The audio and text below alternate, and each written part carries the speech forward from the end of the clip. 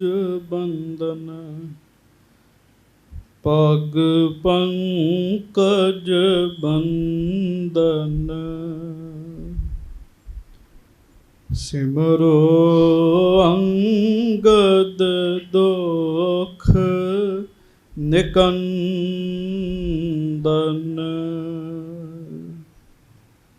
ਅਮਰਦਾਸ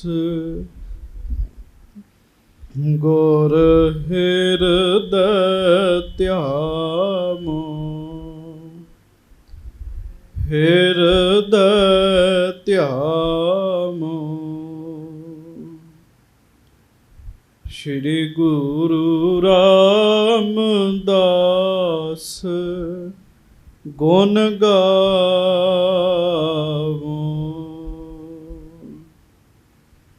ਸ਼੍ਰੀ ਅਰਜਨ ਬਿਘਨਨ ਕੇ ਨਾਸ਼ਕ ਬਿਘਨਨ ਕੇ ਨਾਸ਼ਕ ਸ਼੍ਰੀ ਹਰਗੋਬਿੰਦ ਸ਼ੁਭ ਸੁਮਤ ਪ੍ਰਕਾਸ਼ਕ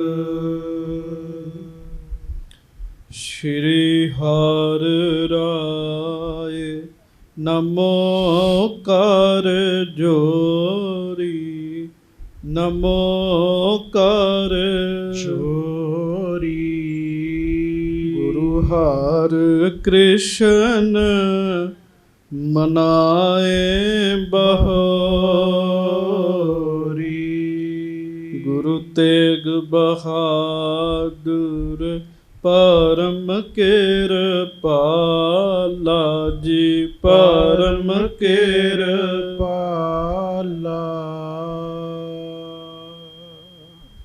ਸ਼੍ਰੀ ਗੁਰੂ ਗੋਬਿੰਦ ਸਿੰਘ ਬਿਸਾਲਾ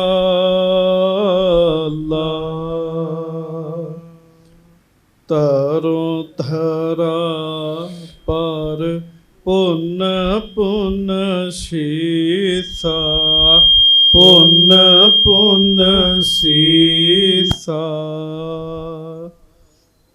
ਬੰਦੋ ਬਾਰ ਬਾਰ ਜਗਦੀਸ਼ਾ ਜਿਸ ਮਹਿ ਅੰਮ੍ਰਿਤ ਗਿਆਨ ਹੈ ਮਾਣਕ ਭਗਤ ਬੈਰਾਗ ਸ਼੍ਰੀ ਗੁਰੂ ਗ੍ਰੰਥ ਸਾਹਿਬ ਉਦਦ ਬੰਦੋਂ ਕਰ ਅਨੁਰਾਗ ਏਕ ਓੰਕਾਰ ਸਤਿਗੁਰੂ ਤਿਹ ਪ੍ਰਸਾਦ ਸਚ ਹੋਏ ਵਾਹਿਗੁਰੂ ਜੀ ਕੀ ਫਤਿਹ ਬਿਘਨ ਬਿਨਾਸ਼ਨ ਸੋਏ ਦੋਹਰਾ ਸਤਨਾਮ ਸ੍ਰੀ ਵਾਹਿਗੁਰੂ ਸਾਹਿਬ ਜੀ ਦੋਹਰਾ ਜਹਾਂਗੀਰ ਕਸ਼ਮੀਰ ਗਾ ਸਤਿਗੁਰ ਬਸੇ ਲਾਹੌਰ ਇੱਕ ਆਵਤ ਇੱਕ ਜਾਤ ਹੈ ਸੰਗਤ ਠੌਰਨ ਠੌਰ ਜਹਾਂਗੀਰ ਕਸ਼ਮੀਰ ਗਾ ਸਤਿਗੁਰ ਬਸੇ ਲਾਹੌਰ ਇੱਕ ਆਵਤ ਇੱਕ ਜਾਤ ਹੈ ਸੰਗਤ ਠੌਰਨ ਠੌਰ ਫਿਰ ਪੜੋ ਦੋਹਰਾ ਜਹਾਂਗੀਰ ਕਸ਼ਮੀਰ ਗਾ ਸਤਿਗੁਰ ਬਸੇ ਲਾਹੌਰ ਇੱਕ ਆਵਤ ਇੱਕ ਜਾਤ ਹੈ ਸੰਗਤ ਠੌਰਨ ਠੌਰ ਸੱਚੇ ਪਾਤਸ਼ਾਹ ਗਰੀਬ ਨਵਾਜ ਦੀਨ ਦੁਨੀਆ ਦੇ ਮਾਲਕ ਚਬਰ ਛਤਰ ਤਖਤ ਦੇ ਮਾਲਕ ਸਮਰੱਥ ਗੁਰੂ ਪ੍ਰਤੱਖ ਗੁਰੂ ਦੀਨ ਦਿਆਲ ਕਿਰਪਾਲ ਅੰਤਰਜਾਮੀ ਪੂਰਨ ਪਾਰ ਬ੍ਰਹਮ ਪਰਮੇਸ਼ਰ ਵਾਹਿਗੁਰੂ ਅਕਾਲ ਪੁਰਖ ਜੀ ਦਾ ਸਰਗੁਣ ਸਵਰੂਪ ਦਾਸਾਂ ਗਰੀਬਾਂ ਸਿੱਖਾਂ ਸੇਵਕਾਂ ਸਭਨਾਂ ਦੀ ਇੱਜ਼ਤ ਪੱਤ ਰੱਖਣ ਵਾਲੇ ਦਇਆ ਕਰਨ ਵਾਲੇ ਰਹਿਮਤਾਂ ਕਰਨ ਵਾਲੇ ਬਖਸ਼ਿਸ਼ਾਂ ਕਰਨ ਵਾਲੇ ਧੰਨ ਧੰਨ ਅੰਤਰਜਾਮੀ ਸੱਚੇ ਪਾਤਸ਼ਾਹ ਗਰੀਬ ਨਵਾਜ ਧੰਨ ਧੰਨ ਸ੍ਰੀ ਗੁਰੂ ਗ੍ਰੰਥ ਸਾਹਿਬ ਜੀ ਮਹਾਰਾਜ। ਧੰਨ ਧੰਨ ਸ੍ਰੀ ਗੁਰੂ ਗ੍ਰੰਥ ਸਾਹਿਬ ਜੀ ਮਹਾਰਾਜ। ਬੜੇ ਹੀ ਪਿਆਰ ਦੇ ਨਾਲ ਸਾਰੀਆਂ ਸੰਗਤਾਂ ਗੱਜ ਕੇ ਆਖੋ ਜੀ ਧੰਨ ਧੰਨ ਸ੍ਰੀ ਗੁਰੂ ਗ੍ਰੰਥ ਸਾਹਿਬ ਜੀ ਮਹਾਰਾਜ। ਧੰਨ ਧੰਨ ਸ੍ਰੀ ਗੁਰੂ ਗ੍ਰੰਥ ਸਾਹਿਬ ਜੀ ਮਹਾਰਾਜ। ਸਤਿਗੁਰੂ ਜੀ ਦੀ ਪਵਿੱਤਰ ਪਾਵਨ ਹਾਜ਼ਰੀ ਵਿਖੇ ਸੁਭਾਏਮਾਨ ਸੰਗਤ ਜੀ, ਆਪ ਦੀ ਸੰਗਤਾਂ ਬੜੇ ਹੀ ਪਿਆਰ ਨਾਲ ਸਤਿਗੁਰੂ ਜੀ ਦੇ ਚਰਨਾਂ ਦੇ ਵਿੱਚ ਬੈਠ ਕੇ ਗੁਰਬਾਣੀ ਦਾ ਪਾਠ ਆਪ ਜੀ ਨੇ ਸਰਵਣ ਕੀਤਾ ਹੈ। ਕੁਝ ਸਮਾਂ ਲੜੀਵਾਰ ਕਥਾ ਦੇ ਨਾਲ ਆਪਾਂ ਨੇ ਜੁੜਨਾ ਹੈ। ਪਿਆਰ ਦੇ ਨਾਲ ਸਾਰੀਆਂ ਸੰਗਤਾਂ ਦੋਵੇਂ ਹੱਥ ਜੋੜ ਕੇ ਅਦਬ ਸਤਿਕਾਰ ਸਹਿਤ ਗੱਜ ਕੇ ਫਤਿਹ ਬੁਲਾਓ ਜੀ। ਵਾਹਿਗੁਰੂ ਜੀ ਕਾ ਖਾਲਸਾ ਵਾਹਿਗੁਰੂ ਜੀ ਕੀ ਫਤਿਹ। ਧੰਨ ਧੰਨ ਅੰਤਰਜਾਮੀ ਸੱਚੇ ਪਾਤਸ਼ਾਹ ਸੁਖ ਨਿਧਾਨ ਸਤਿਗੁਰੂ ਜੀ। ਧੰਨ ਧੰਨ ਸ੍ਰੀ ਗੁਰੂ ਹਰਗੋਬਿੰਦ ਸਾਹਿਬ ਜੀ ਮਹਾਰਾਜ। ਧੰਨ ਧੰਨ ਸ੍ਰੀ ਗੁਰੂ ਹਰਗੋਬਿੰਦ ਸਾਹਿਬ ਜੀ ਮਹਾਰਾਜ। ਪਿਆਰ ਦੇ ਨਾਲ ਸਾਰੀਆਂ ਸੰਗਤਾਂ ਗੱਜ ਕੇ ਕਹੋ ਜੀ ਧੰਨ ਧੰਨ ਸ੍ਰੀ ਗੁਰੂ ਹਰਗੋਬਿੰਦ ਸਾਹਿਬ ਜੀ ਧੰਨ ਧੰਨ ਸ੍ਰੀ ਗੁਰੂ ਹਰਗੋਬਿੰਦ ਸਾਹਿਬ ਜੀ ਮਹਾਰਾਜ। ਸ੍ਰੀ ਗੁਰੂ ਹਰਗੋਬਿੰਦ ਸਾਹਿਬ ਜੀ ਮਹਾਰਾਜ। ਧੰਨ ਧੰਨ ਸ੍ਰੀ ਗੁਰੂ ਹਰਗੋਬਿੰਦ ਸਾਹਿਬ ਜੀ ਮਹਾਰਾਜ। ਸਤਿਗੁਰੂ ਜੀ ਦੀ ਕਥਾ ਆਪ ਦੀ ਸੰਗਤਾਂ ਬੜੇ ਹੀ ਪਿਆਰ ਨਾਲ ਹਰ ਰੋਜ਼ ਸਰਵਣ ਕਰਦੇ ਹੋ। ਸਾਧ ਸੰਗਤ ਜੀ, ਆਪ ਜੀ ਨੇ ਕਥਾ ਸਰਵਣ ਕੀਤੀ ਹੈ। ਸਤਿਗੁਰੂ ਜੀ ਲਾਹੌਰ ਦੀ ਧਰਤੀ ਤੇ ਸੁਭਾਏਮਾਨ ਹਨ। ਬਹੁਤ ਸੁੱਖ ਵਰਤ ਰਿਹਾ ਹੈ। ਦੇਸ਼ਾਂ ਵਿਦੇਸ਼ਾਂ ਵਿੱਚੋਂ ਸੰਗਤਾਂ ਜਿਹੜੀਆਂ ਗੁਰੂ ਜੀ ਦੇ ਦਰਸ਼ਨ ਕਰਨ ਆਉਂਦੀਆਂ ਹਨ, ਲਾਹੌਰ ਦੀ ਧਰਤੀ ਉੱਤੇ ਪਹੁੰਚਣ ਲੱਗ ਪਈਆਂ ਜੀ। ਜਹਾਂਗੀਰ ਬਾਦਸ਼ਾਹ ਵੀ ਕਦੀ ਕਦੀ ਗੁਰੂ ਜੀ ਦੇ ਦਰਸ਼ਨ ਕਰਨ ਆਉਂਦਾ ਹੈ। ਕੱਲ ਕਥਾ ਦੇ ਵਿੱਚ ਇੱਕ ਨਵਾਂ ਪੱਖ ਆਪ ਜੀ ਨੇ ਸਰਵਣ ਕੀਤਾ ਜੀ। ਉਹ ਪੱਖ ਕਿਹੜਾ ਹੈ? ਉਹ ਇਹ ਪੱਖ ਹੈ ਵੀ ਬਾਬੇ ਪ੍ਰਿਥੀਏ ਦਾ ਪੁੱਤਰ, ਜਿਹਦਾ ਨਾਮ ਹੈ ਮਿਹਰਬਾਨ, ਈਰਖਾ ਦੇ ਵਸ ਹੋਇਆ ਮਿਹਰਬਾਨ ਜਿਹੜਾ ਹੈ, ਉਹ ਸਾਧ ਸੰਗਤ ਜੀ ਚੰਦੂ ਦੇ ਪੁੱਤ ਨੂੰ ਮਿਲਦਾ ਹੈ ਜੀ। ਪੱਗ ਦਿੰਦਾ ਹੈ, ਸਰੋਪਾ ਦਿੰਦਾ ਹੈ, ਮਾਇਆ ਦਿੰਦਾ ਹੈ, ਤੇ ਚੰਦੂ ਦੇ ਪੁੱਤ ਨੂੰ ਇਹ ਕਹਿੰਦਾ ਹੈ ਵੀ ਤੂੰ ਆਪਣੇ ਪਿਤਾ ਦਾ ਬਦਲਾ ਲੈ। ਹੁਣ ਬਾਦਸ਼ਾਹ ਜਹਾਂਗੀਰ ਸਤਿਗੁਰੂ ਜੀ ਦਾ ਮੁਰੀਦ ਹੈ। ਬਾਦਸ਼ਾਹ ਗੁਰੂ ਜੀ ਦੇ ਬਾਰੇ ਇਹੋ ਜਿਹੀ ਗੱਲ ਨਹੀਂ ਸੁਣ ਸਕਦਾ। ਸਿਆਸੀ ਬੰਦੇ ਜਿਹੜੇ ਹੁੰਦੇ ਆ, ਇਹ ਫਿਰ ਬੜੇ ਟ੍ਰੇਨਡ ਹੁੰਦੇ ਨੇ ਜੀ। ਇਹਨਾਂ ਨੇ ਸੋਚਿਆ ਵੀ ਸ਼ਾਹਜਹਾਂ ਨੇ ਆਉਣ ਵਾਲੇ ਸਮੇਂ 'ਚ ਬਾਦਸ਼ਾਹ ਬਣਨਾ ਹੈ, ਅਸੀਂ ਸ਼ਾਹਜਹਾਂ ਨੂੰ ਆਪਣੇ ਨਾਲ ਲੜਾਈਏ ਜੀ। ਸ਼ਾਹਜਹਾਂ ਜਹਾਂਗੀਰ ਦਾ ਪੁੱਤਰ ਹੈ ਜੀ। ਸ਼ਾਹਜਹਾਂ ਨੂੰ ਇਹਨਾਂ ਨੇ ਭੜਕਾ ਦਿੱਤਾ, ਪਹਿਲਾਂ ਹੀ ਭੜਕਾ ਦਿੱਤਾ ਗੁਰੂ ਸਾਹਿਬ ਜੀ ਦੇ ਵਿਰੁੱਧ। ਇਹ ਵੀ ਆਖਿਆ ਵੀ ਤੁਸੀਂ ਬਾਦਸ਼ਾਹ ਨਾਲ ਗੱਲ ਕਰੋ ਵੀ ਬਾਦਸ਼ਾਹ ਸਾਨੂੰ ਨਿਆਂ ਦਿਵਾਵੇ। ਚੰਦੂ ਦਾ ਪੁੱਤ ਵੀ ਨਾਲ ਹੀ ਹੈ ਜੀ। ਤੇ ਬਾਦਸ਼ਾਹ ਨੇ ਕੀ ਨਿਆਂ ਦਿਵਾਉਣਾ? ਚੰਦੂ ਨੂੰ ਤੇ ਫੜਾਇਆ ਹੀ ਬਾਦਸ਼ਾਹ ਨੇ ਹੈ ਜੀ।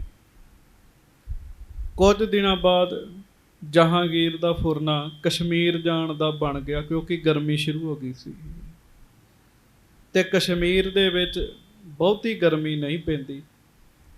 ਬਾਦਸ਼ਾਹ ਗੁਰੂ ਹਰਗੋਬਿੰਦ ਸਾਹਿਬ ਜੀ ਦੇ ਕੋਲ ਆਇਆ ਜਹਾਂਗੀਰ, ਕਹਿੰਦਾ ਸਤਿਗੁਰੂ ਮੈਂ ਕਸ਼ਮੀਰ ਜਾਣਾ ਹੈ, ਪਰ ਮੇਰੀ ਆਪ ਜੀ ਦੇ ਚਰਨਾਂ ਵਿੱਚ ਬੇਨਤੀ ਹੈ। ਮਹਾਰਾਜ ਕਹਿੰਦੇ ਦੱਸੋ। ਜਿਵੇਂ ਮਹਾਰਾਜ ਮੇਰੇ ਤੇ ਹੁਣ ਕਿਰਪਾ ਕੀਤੀ ਹੈ, ਮਹਾਰਾਜ ਮੈਂ ਕਿਤੇ ਵੀ ਹੋਵਾਂ ਤੁਸੀਂ ਮੇਰੇ ਤੇ ਇਸੇ ਤਰ੍ਹਾਂ ਕਿਰਪਾ ਕਰਨੀ। ਗੱਜ ਕੇ ਆਖੋ ਵਾਹਿਗੁਰੂ ਵਾਹਿਗੁਰੂ। ਤੁਸੀਂ ਮੇਰੇ ਤੇ ਇਸੇ ਤਰ੍ਹਾਂ ਸਦਾ ਹੀ ਕਿਰਪਾ ਕਰਨੀ ਹੈ ਜੀ। ਸਤਿਗੁਰੂ ਜੀ ਨੇ ਆਖਿਆ ਭਾਈ ਠੀਕ ਹੈ, ਸਾਡੀ ਕਿਰਪਾ ਤੇਰੇ ਉੱਤੇ ਬਣੀ ਰਹੇਗੀ ਜੀ। ਇਹ ਬਚਨ ਸਤਿਗੁਰੂ ਜੀ ਨੇ ਕਰ ਦਿੱਤਾ ਜੀ। ਨਾਲ ਹੀ ਸਾਧ ਸੰਗਤ ਜੀ, ਬਾਦਸ਼ਾਹ ਜਹਾਂਗੀਰ ਆਪਣੇ ਪੁੱਤਰ ਸ਼ਾਹਜਹਾਂ ਨੂੰ ਗੁਰੂ ਸਾਹਿਬ ਦੇ ਚਰਨਾਂ 'ਚ ਮੱਥਾ ਟਿਕਾ ਕੇ ਕਹਿਣ ਲੱਗਾ, ਪੁੱਤਰ ਮੈਂ ਚੱਲਣਾ ਹੈ, ਤੂੰ ਪਿੱਛੋਂ ਗੁਰੂ ਜੀ ਦੀ ਸੇਵਾ ਕਰਨੀ ਹੈ। ਕਹਿੰਦਾ ਮਹਾਰਾਜ ਸ਼ਾਹਜਹਾਂ ਤੇ ਵੀ ਕਿਰਪਾ ਕਰਿਓ। ਤੇ ਮਹਾਰਾਜ ਨੇ ਆਉਣ ਵਾਲੇ ਸਮੇਂ ਦਾ ਫਿਰ ਪਹਿਲਾਂ ਹੀ ਬਚਨ ਛੱਡ ਦਿੱਤਾ। ਸਤਿਗੁਰੂ ਜੀ ਨੂੰ ਤੇ ਪਤਾ ਸੀ। ਮਹਾਰਾਜ ਕਹਿੰਦੇ ਜਿਵੇਂ ਜਹਾਂਗੀਰ ਬਾਦਸ਼ਾਹ ਤੁਸੀਂ ਸਾਡੇ ਨਾਲ ਰਹੇ ਹੋ, ਉਵੇਂ ਹੀ ਅਸੀਂ ਤੁਹਾਡੇ ਨਾਲ ਰਹੇ ਹਾਂ। ਤੇ ਫਿਰ ਮਹਾਰਾਜ ਕਹਿਣ ਲੱਗੇ ਜਿਵੇਂ ਸ਼ਾਹਜਹਾਂ ਰਹੇਗਾ ਉਵੇਂ ਅਸੀਂ ਉਹਦੇ ਨਾਲ ਰਵਾਂਗੇ। ਆਖੋ ਵਾਹਿਗੁਰੂ। ਵਾਹਿਗੁਰੂ। ਤੇ ਸਾਧ ਸੰਗਤ ਜੀ, ਸ਼ਾਹਜਹਾਂ ਨੇ ਫਿਰ ਫੌਜਾਂ ਚਾੜੀਆਂ ਤੇ ਗੁਰੂ ਜੀ ਨੇ ਵੀ ਫਿਰ ਫੌਜਾਂ ਦਾ ਜਵਾਬ ਫੌਜਾਂ ਨਾਲ ਹੀ ਦਿੱਤਾ ਜੀ। ਮਹਾਰਾਜ ਕਹਿੰਦੇ ਜਿਵੇਂ ਤੁਸੀਂ ਰਹੇ ਹੋ ਉਵੇਂ ਅਸੀਂ ਤੁਹਾਡੇ ਨਾਲ ਰਹੇ ਹਾਂ, ਜਿਵੇਂ ਤੁਹਾਡਾ ਪੁੱਤਰ ਰਹੇਗਾ ਉਵੇਂ ਤੁਹਾਡੇ ਪੁੱਤਰ ਦੇ ਨਾਲ ਰਵਾਂਗੇ। ਕਸ਼ਮੀਰ ਜਾਂਦਾ ਜਾਂਦਾ ਜਹਾਂਗੀਰ ਆਪਣੇ ਪੁੱਤਰ ਸ਼ਾਹਜਹਾਂ ਨੂੰ ਕਹਿ ਕੇ ਗਿਆ, ਪੁੱਤਰ ਗੁਰੂ ਹਰਗੋਬਿੰਦ ਸਾਹਿਬ ਪੀਰਾਂ ਦੇ ਪੀਰ ਨੇ, ਇਹਨਾਂ ਦਾ ਸਤਿਕਾਰ ਕਰਨਾ ਹੈ, ਇਹਨਾਂ ਦੇ ਕਹੇ ਅਨੁਸਾਰ ਚੱਲਣਾ ਹੈ। ਇਹ ਕਹਿ ਕੇ ਜਹਾਂਗੀਰ ਬਾਦਸ਼ਾਹ ਸਾਧ ਸੰਗਤ ਜੀ ਸਤਿਗੁਰੂ ਸੱਚੇ ਪਾਤਸ਼ਾਹ ਜੀ ਕੋਲੋਂ ਆਗਿਆ ਲੈ ਕੇ ਕਸ਼ਮੀਰ ਨੂੰ ਤੁਰ ਗਿਆ। ਇੱਥੋਂ ਤੱਕ ਕੱਲ ਕਥਾ ਹੋਈ ਸੀ। ਅੱਜ ਦੀ ਕਥਾ ਆਪਾਂ ਹੁਣ ਸੁਣੀਏ।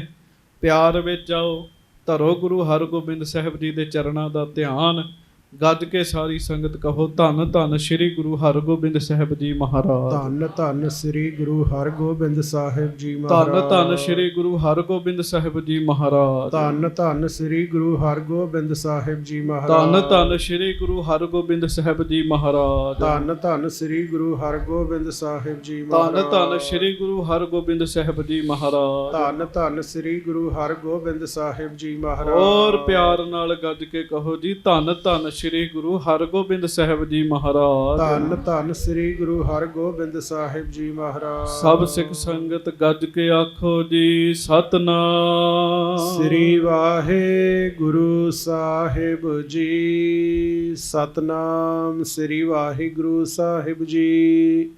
ਦੋਹਰਾ ਜਹਾਂਗੀਰ ਕਸ਼ਮੀਰ ਗਾ, ਸਤਿਗੁਰ ਬਸੇ ਲਾਹੌਰ। ਜਹਾਂਗੀਰ ਜਿਹੜਾ ਹੈ ਉਹ ਆਪ ਕਿੱਥੇ ਚਲੇ ਗਿਆ? ਕਸ਼ਮੀਰ। ਤੇ ਸੱਚੇ ਪਾਤਸ਼ਾਹ ਗਰੀਬ ਨਵਾਜ ਜੀ ਮਹਾਰਾਜ ਲਾਹੌਰ ਰਹਿ ਪਏ ਜੀ।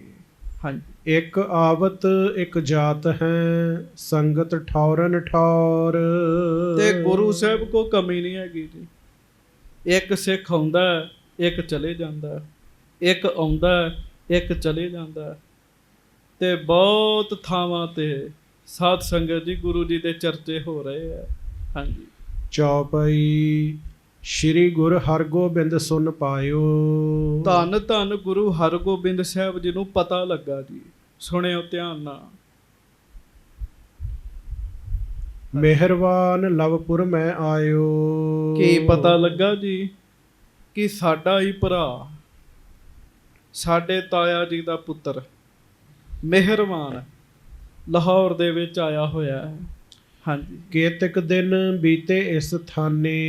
ਇਹ ਵੀ ਮਹਾਰਾਜ ਗੁਰੂ ਹਰਗੋਬਿੰਦ ਸਾਹਿਬ ਜੀ ਨੂੰ ਪਤਾ ਲੱਗਾ ਕਿ ਕਈ ਦਿਨ ਹੋ ਗਏ ਉਹਨੂੰ ਇੱਥੇ ਆਇਆ ਨੂੰ ਜੀ। ਇੱਥੇ ਮੈਂ ਦੋ ਪੱਖ ਬੇਨਤੀ ਕਰਾਂਗਾ। ਇੱਕ ਤੇ ਬਾਹਰੋਂ ਵੀ ਪਤਾ ਲੱਗਾ ਜੀ ਵੀ ਮਿਹਰਬਾਨ ਇੱਥੇ ਆਇਆ ਹੋਇਆ ਜੀ।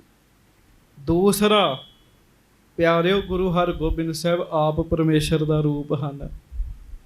ਉਹਨਾਂ ਨੂੰ ਵੈਸੇ ਹੀ ਹਰ ਇੱਕ ਗੱਲ ਦਾ ਪਤਾ ਹੈ ਜੀ। ਸੋ ਮਹਾਰਾਜ ਜੀ ਨੂੰ ਪਤਾ ਲੱਗ ਗਿਆ ਵੀ ਕਈ ਦਿਨਾਂ ਤੋਂ ਮਿਹਰਬਾਨ ਜਿਹੜਾ ਹੈ ਇਹ ਲਾਹੌਰ ਵਿੱਚ ਆਇਆ ਹੋਇਆ ਜੀ।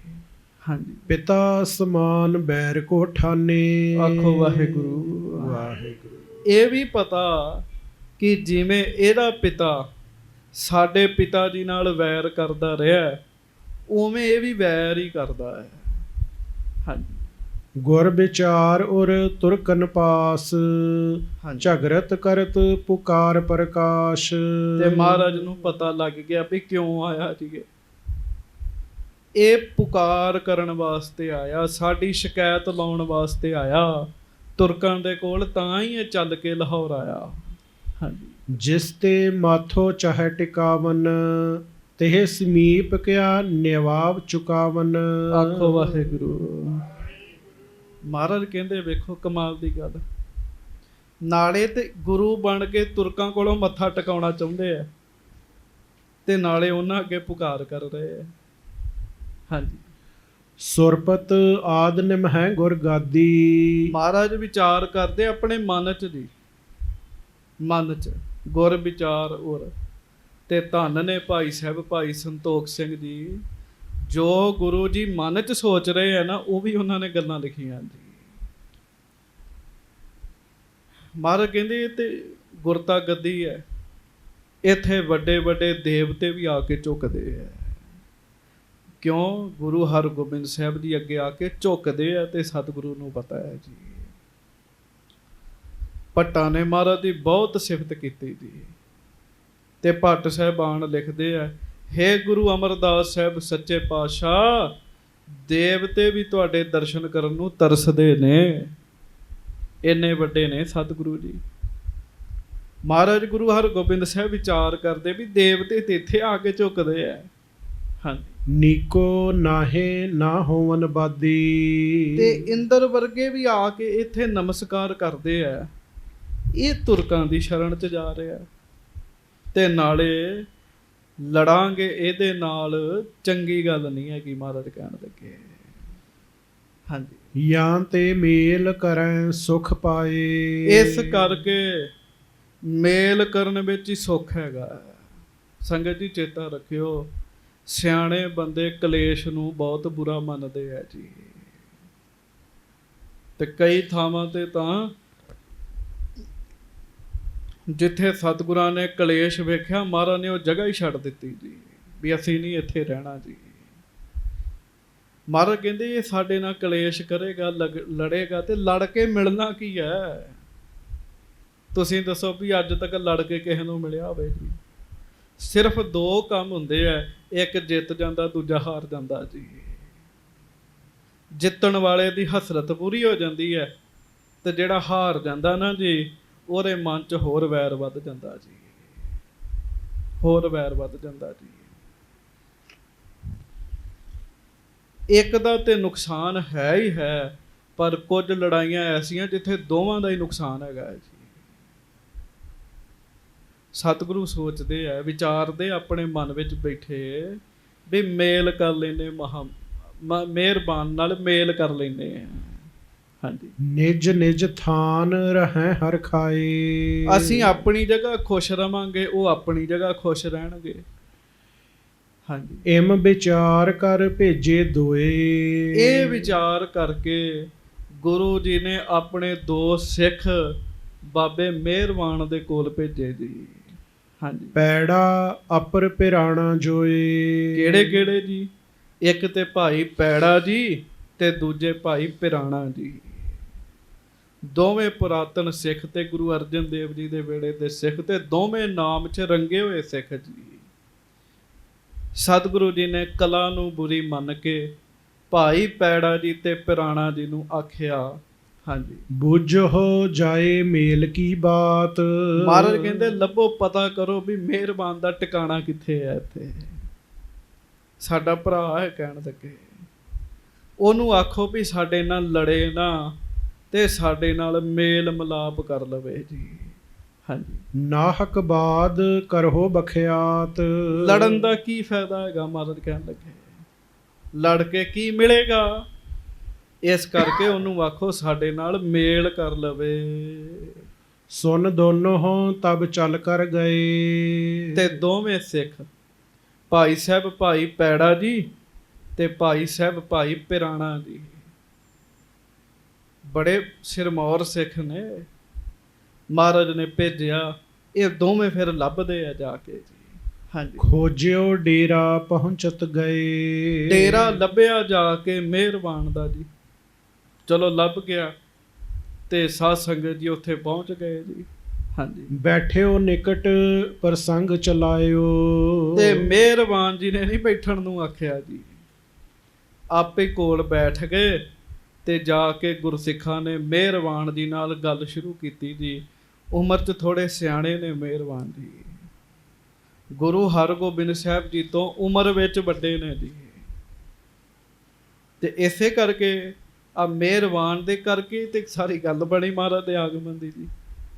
ਬੀਬੀ ਕਰਮੋ ਨੇ ਦਾਸੀ ਨੂੰ ਕਿਹਾ ਸੀਗਾ ਵੀ ਮਿਹਰਬਾਨ ਨੇ ਗੁਰੂ ਬਣਨਾ ਹੈ, ਗੁਰੂ ਅਰਜਨ ਸਾਹਿਬ ਘਰ ਪੁੱਤ ਨਹੀਂ ਪੈਦਾ ਹੋਣਾ। ਤੇ ਸਾਧ ਸੰਗਤ ਜੀ ਤਾਂ ਤੇ ਸਾਰੀ ਖੇਡ ਬਣੀ ਸੀਗੀ, ਬੀੜ ਸਾਹਿਬ ਜਾਣਦੀ ਜੀ। ਸੋ ਮਿਹਰਬਾਨ ਜੀ ਉਮਰ 'ਚ ਸਿਆਣੇ ਨੇ ਮਹਾਰਾਜ ਤੋਂ ਜੀ ਥੋੜੇ ਜਿਹੇ, ਪਰ ਅਕਲੋਂ ਘੱਟ ਸਿਆਣੇ, ਮੈਨੂੰ ਮਾਫ ਕਰਿਓ ਕਹਿਣਾ ਪੈ ਰਿਹਾ ਹੈ। ਜਾ ਕੇ ਗੱਲ ਸ਼ੁਰੂ ਕੀਤੀ ਗੁਰਸਿੱਖਾਂ ਨੇ। ਹਾਂਜੀ, ਸ੍ਰੀ ਹਰਗੋਬਿੰਦ ਹਮੇ ਪਠਾਇਓ। ਕਹਿੰਦੇ ਬਾਬਾ ਜੀ ਸਾਨੂੰ ਸੱਚੇ ਪਾਤਸ਼ਾਹ, ਛੇਵੇਂ ਪਾਤਸ਼ਾਹ ਧੰਨ ਧੰਨ ਸ੍ਰੀ ਗੁਰੂ ਹਰਗੋਬਿੰਦ ਸਾਹਿਬ ਜੀ ਨੇ ਆਪ ਜੀ ਦੇ ਕੋਲ ਭੇਜਿਆ ਹੈ।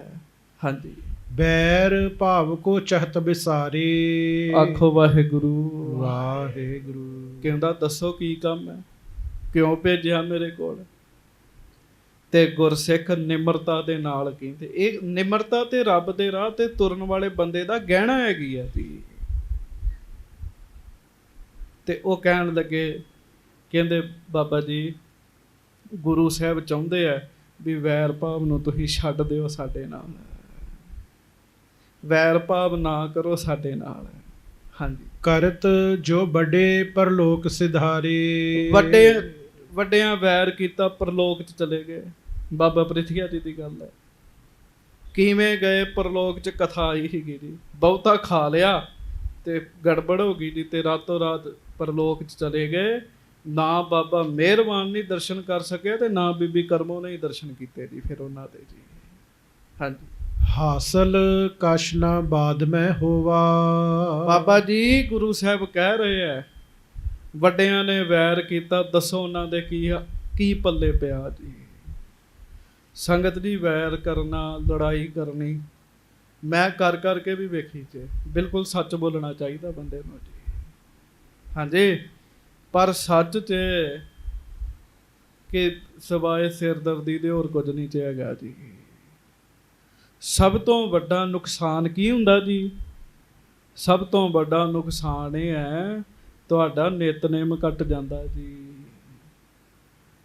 ਤੇ ਜੇ ਕਿਤੇ ਮਜਬੂਰੀ 'ਚ ਤੁਸੀਂ ਨਿਤਨੇਮ ਕਰਨ ਬੈਠ ਵੀ ਜਾਓ ਨਾ, ਤੇ ਵੈਰ ਦੀਆਂ ਹੀ ਗੱਲਾਂ ਅੰਦਰ ਚੱਲਦੀਆਂ ਰਹਿੰਦੀਆਂ ਜੀ।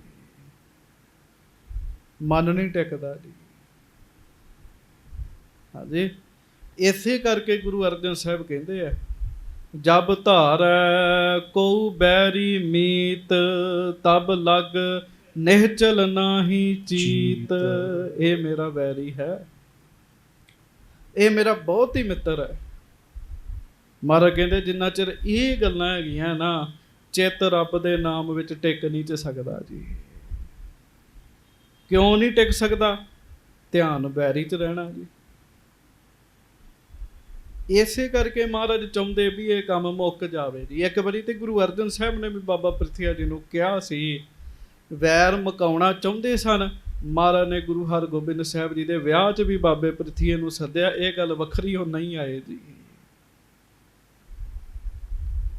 ਚਿੱਤ ਨਹੀਂ ਨੇਚਲ ਹੁੰਦਾ, ਚਿੱਤ ਟਿਕਦਾ ਨਹੀਂ ਹੈ ਜੀ, ਧਿਆਨ ਉਧਰ ਰਹਿੰਦਾ ਜੀ। ਮਸਾਂ ਬੰਦਾ ਪਾਠ ਕੀਰਤਨ ਕਰਨ ਬੈਠਦਾ, ਤੇ ਜੇ ਸੋਚਾਂ ਹੀ ਉਹਦੀਆਂ ਸੋਚੀ ਜਾਣੀਆਂ ਤੇ ਫਾਇਦਾ ਕੀ ਹੈਗਾ ਜੀ। ਤੇ ਸਗੋਂ ਕਈ ਵਾਰੀ ਉਲਟ ਕੰਮ ਹੋ ਜਾਂਦਾ ਜੀ। ਪਾਠ ਕਰਦਿਆਂ ਬੰਦਾ ਆਪਣੇ ਵੈਰੀ ਨੂੰ ਜਦੋਂ ਚੇਤੇ 'ਚ ਲੈ ਕੇ ਆਉਂਦਾ ਨਾ ਜੀ, ਤੇ ਪਾਠ ਉਹਦੇ ਲੇਖੇ 'ਚ ਹੋਈ ਜਾਂਦਾ ਜੀ ਸਾਰਾ ਜੀ। ਆਖੋ ਵਾਹਿਗੁਰੂ। ਵਾਹਿਗੁਰੂ। ਹਾਜ਼ਰੀ ਉਹਦੀ ਲੱਗੀ ਜਾਂਦੀ ਜੀ ਉੱਥੇ ਜੀ, ਉਹਦੇ ਪੁੰਨ ਬਣੀ ਜਾਂਦੇ ਜੀ ਉੱਥੇ ਜੀ। ਚਿੱਤ ਹੀ ਨਹੀਂ ਟਿਕਦਾ ਜੀ, ਬੜਾ ਵੱਡਾ ਨੁਕਸਾਨ ਹੈਗਾ। ਜਬ ਧਾਰੈ ਕਉ ਬੈਰੀ ਮੀਤ, ਤਬ ਲਗ ਨਿਹਚਲ ਨਾਹੀ ਚੀਤ। ਜਬ ਲਗ ਮੋਹ ਮਗਨ ਸੰਗ ਮਾਏ, ਤਬ ਲਗ ਧਰਮ ਰਾਏ ਦੇ ਸਜਾਏ। ਜਿੰਨਾ ਚਿਰ ਤੱਕ ਮੋਹ ਵਿੱਚ ਮਨ ਮਗਨ ਹੈਗਾ, ਉਹਨਾਂ ਚਿਰ ਤੱਕ ਛੁਟਕਾਰਾ ਨਹੀਂ, ਤੇ ਧਰਮ ਰਾਜਾ ਬੰਦੇ ਨੂੰ ਸਜਾ ਦਿੰਦਾ ਹੈ। ਮਹਾਰਾਜ ਕਹਿਣ ਲੱਗੇ ਵੱਡਿਆਂ ਨੂੰ ਕੀ ਮਿਲਿਆ? ਬਾਬਾ ਪੈੜਾ ਜੀ ਤੇ ਪਿਰਾਣਾ ਜੀ ਕਹਿ ਰਹੇ ਆ ਬਾਬਾ ਮਿਹਰਬਾਨ ਜੀ ਨੂੰ, ਵੀ ਗੁਰੂ ਸਾਹਿਬ ਕਹਿੰਦੇ ਵੱਡੇ ਵੀ ਤੇ ਵੈਰ ਕਰਕੇ ਮਾਰੀ ਗਏ ਹੈ। ਇਹਦਾ ਇਹ ਭਾਵ ਗੁਰੂ ਅਰਜਨ ਸਾਹਿਬ ਨਾਲ ਨਾ ਲਾਇਓ। ਹਾਂਜੀ, ਹਾਸਲ ਕਛ ਨਾ ਬਾਦ ਮੈਂ ਹੋਵਾ। ਲੜਾਈ ਵਿੱਚ ਕੁਝ ਹਾਸਲ ਨਹੀਂ ਹੁੰਦਾ, ਝਗੜੇ 'ਚ ਕੁਝ ਹਾਸਲ ਨਹੀਂ ਹੁੰਦਾ। ਹਾਂਜੀ, ਰਹੇ ਪੁਕਾਰੂ ਜਸ ਕੋ ਖੋਵਾ। ਬਲਕਿ ਬੰਦਾ ਜਸ ਨੂੰ ਗਵਾ ਕੇ ਪੁਕਾਰ ਹੀ ਕਰਦਾ ਫਿਰਦਾ, ਮੇਰੀ ਮਦਦ ਕਰ ਦਿਓ, ਮੇਰੀ ਮਦਦ ਕਰ ਦਿਓ, ਮੇਰੀ ਮਦਦ ਕਰ ਦਿਓ। ਦੂਜਿਆਂ ਦੇ ਤਰਲੇ ਕੱਢਦਾ ਫਿਰਦਾ ਜੀ। ਹਾਂਜੀ, ਤੇ ਜਦੋਂ ਦੂਜਿਆਂ ਦੇ ਤਰਲੇ ਕੱਢਦਾ, ਆਪਣੀ ਇੱਜ਼ਤ ਗਵਾ ਦਿੰਦਾ ਹੈ ਜੀ। ਚਲੋ ਲੜਾਈ 'ਚ ਬੰਦਾ ਫਿੱਕਾ ਤੇ ਬੋਲਦਾ ਹੀ ਹੈ ਨਾ ਜੀ, ਮਾੜਾ ਤੇ ਬੋਲਦਾ ਹੀ ਹੈ ਨਾ ਜੀ, ਉੱਚੀ ਬੋਲਦਾ, ਫਿੱਕਾ ਬੋਲਦਾ। ਹੁਣ ਜਿਹੜਾ ਧਰਮ ਦੇ ਰਸਤੇ ਤੇ ਤੁਰਦਾ ਹੈ ਨਾ, ਉਹਨੂੰ ਪਤਾ ਲੱਗ ਜਾਂਦਾ ਹੈ ਮੈਂ ਮਾੜਾ ਬੋਲਿਆ, ਮੇਰੇ ਅੰਦਰ ਦੇ ਰਸ ਤੇ ਫਰਕ ਪੈ ਗਿਆ ਹੈ। ਨਾਨਕ ਫਿੱਕਾ ਬੋਲਿਆ ਤਨ ਮਨ ਫਿੱਕਾ ਹੋਏ। ਫਿਰ ਤਨ ਮਨ ਹੀ ਫਿੱਕਾ ਹੋ ਜਾਂਦਾ ਜੀ। ਗੁੱਸਾ ਬੰਦਾ ਘਰ ਤੇ ਬੈਠਦਾ ਜੀ। ਮੈਂ ਇੱਕ ਵੈਦ ਕੋਲੋਂ ਸੁਣ ਰਿਹਾ ਸਾਂ, ਉਹ ਕਹਿੰਦਾ 48 ਘੰਟੇ ਚਿਹਰੇ ਉੱਤੇ ਅਸਰ ਰਹਿੰਦਾ ਤੇ ਗੁੱਸੇ ਦਾ ਜੀ। ਇੱਕ ਵਾਰੀ ਮਨੋਂ ਬੰਦਾ ਗੁੱਸਾ ਹੋਵੇ ਨਾ, ਮਨੋਂ ਗੁੱਸਾ, ਉਸ ਤੋਂ ਬਾਅਦ ਹੱਸੇ ਵੀ, 48 ਘੰਟੇ ਚਿਹਰੇ ਉੱਤੇ ਗੁੱਸੇ ਦਾ ਅਸਰ ਰਹੇਗਾ ਜੀ। ਗੁੱਸਾ ਏਡਾ ਭਿਆਨਕ ਹੈਗਾ ਜੀ।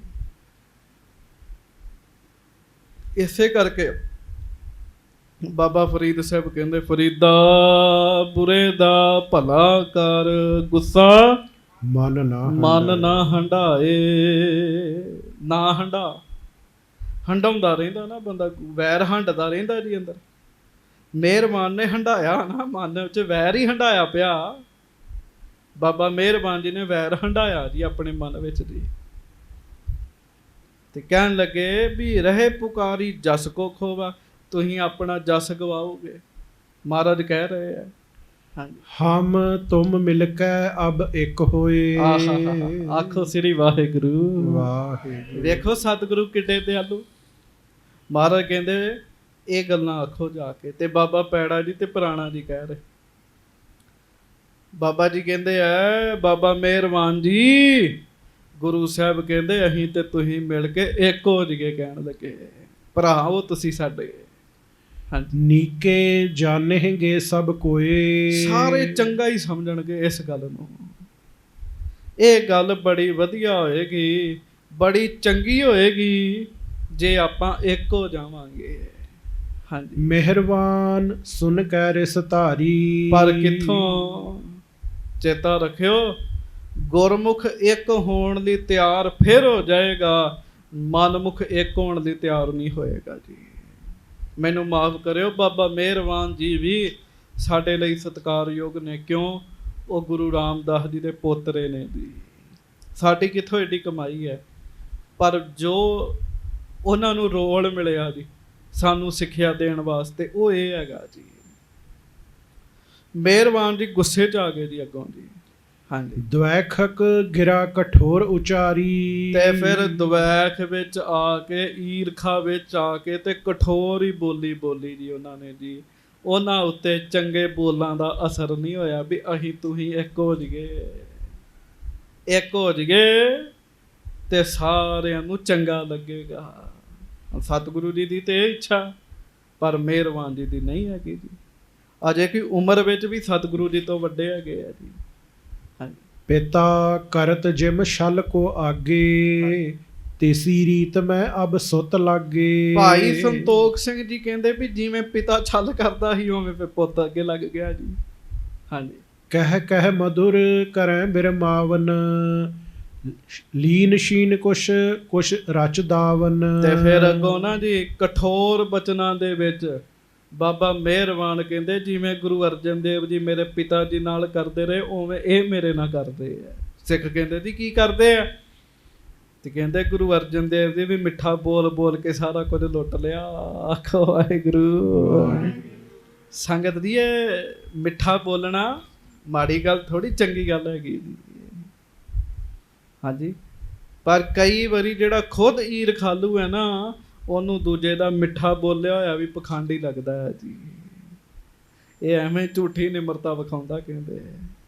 ਹਾਂਜੀ, ਸ਼ਾਹ ਗ੍ਰਾਮ ਦੀਨੋ ਤਹਿ ਬੈਸੇ, ਦਿਵਸ ਗੁਜ਼ਾਰੇ ਜੈਸੇ ਕੈਸੇ। ਕਹਿੰਦਾ ਸਾਨੂੰ ਨਹੀਂ ਇੱਕ ਹੋਣ ਦੀ ਲੋੜ। ਕਿਉਂ? ਬਾਦਸ਼ਾਹ ਨੇ ਇੱਕ ਪਿੰਡ ਸਾਨੂੰ ਦਿੱਤਾ ਤੇ ਅਸੀਂ ਉਸ ਪਿੰਡ ਦੇ ਵਿੱਚ ਰਹਿ ਕੇ ਬੜੇ ਸੁਖੀ ਹੈਗੇ ਆ। ਹਾਂਜੀ, ਜਿਸ ਦਿਨ ਹੋਵੇ ਨਿਆਮ ਹਮਾਰਾ, ਲਿਉ ਆਦ ਤੇ ਗਿਨ ਧਨ ਸਾਰਾ। ਤੇ ਕਹਿਣ ਲੱਗਾ ਜਿਸ ਦਿਨ ਨਿਆਂ ਹੋਏਗਾ ਉਸ ਦਿਨ ਹੀ ਮੈਂ ਮਿਲਾਂਗਾ ਉਹਨਾਂ ਨਾਲ, ਮਾਇਆ ਮਿਲੇਗੀ ਸਾਨੂੰ। ਅੰਮ੍ਰਿਤਸਰ ਚੋਂ ਵੀ ਹਿੱਸਾ ਮੰਗਦੇ ਸੀ ਨਾ ਜੀ ਇਹ। ਹਾਂਜੀ। ਅੰਤ ਸਮੈ ਪਿਤ ਮੁਝ ਉਪਦੇਸ਼ਾ, ਲਿਹੋ ਪਲਟਾ ਰਚ ਦਵੈਸ਼ ਵਿਸ਼ੇਸ਼ਾ। ਆਖੋ ਵਾਹਿਗੁਰੂ। ਤੇ ਬਾਬਾ ਮਿਹਰਬਾਨ ਪਤਾ ਕੀ ਕਹਿਣ ਲੱਗੇ? ਕਹਿੰਦੇ ਅੰਤਮ ਸਮੇਂ ਮੇਰੇ ਪਿਤਾ ਜੀ ਨੇ ਮੈਨੂੰ ਉਪਦੇਸ਼ ਦਿੱਤਾ ਸੀ ਵੀ ਮਿਹਰਬਾਨ ਮੇਰੀ ਥਾਂ ਬਦਲਾ ਤੂੰ ਲੈਣਾ, ਕਹਿਣ ਲੱਗੇ। ਕੁੱਲਾਂ 'ਚ ਹੀ ਵੈਰ ਚੱਲਦਾ ਆਇਆ ਜੀ। ਹਾਂਜੀ। ਤਿੰਨ ਲਗ ਕਹਿਓ ਵਿਸਾਲ ਧਰੋ ਮੈਂ, ਕਿਸ ਬਾਤਨ ਸੋ ਮੇਲ ਕਰੋ ਮੈਂ। ਤੇ ਫਿਰ ਕਹਿੰਦੇ ਵੀ ਤਿੰਨ ਲਗ ਕਹਿਓ ਵਿਸਾਲ ਧਰੋ ਮੈਂ, ਕਿਮ ਬਾਤਨ ਸੋ ਮੇਲ ਕਰੋ ਮੈਂ। ਕਹਿੰਦੇ ਉਹਨਾਂ ਦਾ ਥੋੜਾ ਕਿਹਾ ਵੀ ਆਪਣੇ ਪਿਤਾ ਦਾ ਮੈਂ ਵੱਡਾ ਮੰਨਾਂਗਾ, ਦੱਸੋ ਮੈਂ ਮੇਲ ਕਿਵੇਂ ਕਰਾਂ, ਮੈਂ ਗੁਰੂ ਹਰਗੋਬਿੰਦ ਸਾਹਿਬ ਨਾਲ ਕਿਵੇਂ ਮਿਲ ਜਾਵਾਂ। ਹਾਂਜੀ। ਸੁਨ ਪੈੜੀ ਪੁਨ ਬੈ ਬਖਾਨਾ। ਆਖੋ ਸ੍ਰੀ ਵਾਹਿਗੁਰੂ। ਵਾਹਿਗੁਰੂ। ਬੜੇ ਹੋਰ ਵੀ ਕਠੋਰ ਬੋਲ ਬੋਲੇ ਜੀ ਬਾਬੇ ਮਿਹਰਬਾਨ ਨੇ। ਤੇ ਭਾਈ ਪੈੜਾ ਜੀ ਨਾ, ਪੈੜਾ ਜੀ ਸੁਣ ਕੇ ਬੜੇ ਪ੍ਰੇਮ ਨਾਲ ਕਹਿਣ ਲੱਗੇ, ਸਿਆਣੇ ਬੰਦੇ ਭੇਜੇ ਮਹਾਰਾਜ ਨੇ, ਜੇ ਕੋਈ ਵੀਰ ਰਸ ਵਾਲੇ ਭੇਜ ਦਿੰਦੇ ਤੇ ਉੱਥੇ ਲੜਾਈ ਹੋ ਜਾਣੀ ਸੀਗੀ ਜੀ। ਸਮਝੌਤਾ ਕਰਾਉਣ ਗਏ, ਲੜ ਆਉਂਦੇ ਤੇ ਕੀ ਫਾਇਦਾ ਸੀਗਾ ਜੀ। ਹਾਂਜੀ। ਨਹਿ ਮਨ ਠਾਨੋ ਕ੍ਰੋਧ ਮਹਾਨਾ। ਕਹਿੰਦੇ ਬਾਬਾ ਜੀ ਗੁੱਸਾ ਨਾ ਕਰੋ, ਤੁਸੀਂ ਗੁੱਸਾ ਕਿਉਂ ਕਰਦੇ ਜੇ, ਐਵੇਂ ਮਨ ਚ ਕ੍ਰੋਧ ਕਰੀ ਜਾਂਦੇ ਹੋ ਤੁਸੀਂ, ਕਹਿਣ ਲੱਗੇ। ਹਾਂਜੀ। ਬਿਸ਼ਨ ਰਾਮ ਨਰ ਸਿੰਘ ਗੋਬਿੰਦ, ਸੋ ਸਰੂਪ ਸ਼੍ਰੀ ਹਰਿ ਗੋਬਿੰਦ। ਗੁੱਸਾ ਕਰਕੇ ਤੁਹਾਨੂੰ ਕੀ ਮਿਲੇਗਾ? ਵਿਸ਼ਨੂੰ ਜੀ, ਰਾਮ ਜੀ, ਉਹ ਰੱਬ ਨਰ ਸਿੰਘ ਜਿਨੇ ਭਗਤ ਪ੍ਰਹਿਲਾਦ ਜੀ ਦੀ ਪੈਜ ਰੱਖੀ, ਉਹ ਕੋਈ ਹੋਰ ਨਹੀਂ ਹੈ, ਉਹ ਧੰਨ ਗੁਰੂ ਹਰਗੋਬਿੰਦ ਸਾਹਿਬ ਹੀ ਹਨ ਜੀ। ਆਖੋ ਸਾਰੇ ਧੰਨ ਧੰਨ ਸ੍ਰੀ ਗੁਰੂ ਹਰਗੋਬਿੰਦ ਸਾਹਿਬ ਜੀ ਮਹਾਰਾਜ। ਧੰਨ ਧੰਨ ਸ੍ਰੀ ਗੁਰੂ ਹਰਗੋਬਿੰਦ ਸਾਹਿਬ ਜੀ ਮਹਾਰਾਜ। ਗੁਰੂ ਹਰਗੋਬਿੰਦ ਸਾਹਿਬ ਖੁਦ ਪਰਮੇਸ਼ਰ ਆਏ ਨੇ ਧਰਤੀ ਤੇ ਤੁਸੀਂ ਵੈਰ ਕਰਕੇ ਕੀ ਕਰਨਾ? ਬਾਬਾ ਜੀ ਗੁੱਸਾ ਨਾ ਕਰੋ। ਜੋ ਲੈ ਕਰ ਸਭ ਜਗਤ ਵਿਸ਼ੇਖ, ਸੁਪਤ ਜੋਗ ਨਿੰਦਰਾ ਪਰਸ਼ੇਖ। ਕਹਿਣ ਲੱਗੇ ਜਿਹੜਾ ਸ਼ੇਸ਼ ਨਾਗ ਹਜ਼ਾਰਾਂ ਰੋਜ਼ ਪਰਮੇਸ਼ਰ ਦੇ ਨਾਮ ਲੈਂਦਾ ਹੈ, ਉਹ ਮਹਾਰਾਜ ਗੁਰੂ ਹਰਗੋਬਿੰਦ ਸਾਹਿਬ ਦਾ ਹੀ ਨਾਮ ਲੈਂਦਾ ਹੈ, ਇਹਨਾਂ ਦਾ ਹੀ ਨਾਮ ਲੈਂਦਾ ਹੈ। ਹਾਂਜੀ। ਮਧ ਕੈਟਬ ਮਰਦਨ ਜੋ ਰੂਪ, ਸੋ ਸ਼੍ਰੀ ਹਰਗੋਬਿੰਦ ਅਨੂਪ। ਉਹ ਪਰਮੇਸ਼ਰ ਜਿਨੇ ਮਧੁਬ ਕੈਟਬ ਵਰਗੇ ਵੱਡੇ ਵੱਡੇ ਦੈਂਤਾਂ ਨੂੰ ਮਾਰਿਆ, ਗੁਰੂ ਹਰਗੋਬਿੰਦ ਸਾਹਿਬ ਉਹੋ ਹੀ ਨੇ। ਬਾਬਾ ਮਿਹਰਬਾਨ ਜੀ ਤੁਹਾਨੂੰ ਭੁਲੇਖਾ ਪੈ ਰਿਹਾ, ਤੁਸੀਂ ਮਹਾਰਾਜ ਨੂੰ ਆਮ ਬੰਦੇ ਸਮਝ ਰਹੇ ਜੇ। ਪਿਆਰਿਓ ਇੱਥੇ ਇੱਕ ਗੱਲ ਧਿਆਨ ਨਾਲ ਸੁਣਿਓ, 2-4 ਤਰ੍ਹਾਂ ਦੇ ਬੰਦੇ ਇਹੋ ਜਿਹੇ ਆ, ਉਹਨਾਂ ਦੇ ਘਰ ਰੱਬ ਵੀ ਆਵੇ ਨਾ, ਉਹ ਫਾਇਦਾ ਨਹੀਂ ਚੁੱਕ ਸਕਦੇ ਜੀ। ਸਭ ਤੋਂ ਪਹਿਲਾਂ ਆਪਣਾ ਪਰਿਵਾਰ ਬੰਦੇ ਦਾ ਜੀ। ਉਹਨਾਂ ਕਹਿਣਾ ਸਾਡਾ ਤੇ ਭਰਾ ਹੈਗਾ, ਸਾਡੀ ਭੈਣ ਹੈਗੀ, ਇਹਦੀ ਕਿੱਥੋਂ ਅਵਸਥਾ ਬਣ ਗਈ ਇਹਨੇ। ਹਾਂਜੀ। ਮਾਂ ਨੇ ਕਹਿਣਾ ਮੇਰਾ ਪੁੱਤ ਹੈਗਾ, ਇਹ ਕਿੱਥੋਂ ਏਡੀ ਅਵਸਥਾ ਵਾਲਾ ਹੋ ਗਿਆ। ਬਹੁਤੀ ਵਾਰੀ ਪਰਿਵਾਰ ਬੰਦੇ ਦੀ ਇੱਜ਼ਤ ਨਹੀਂ ਜੇ ਕਰਦਾ।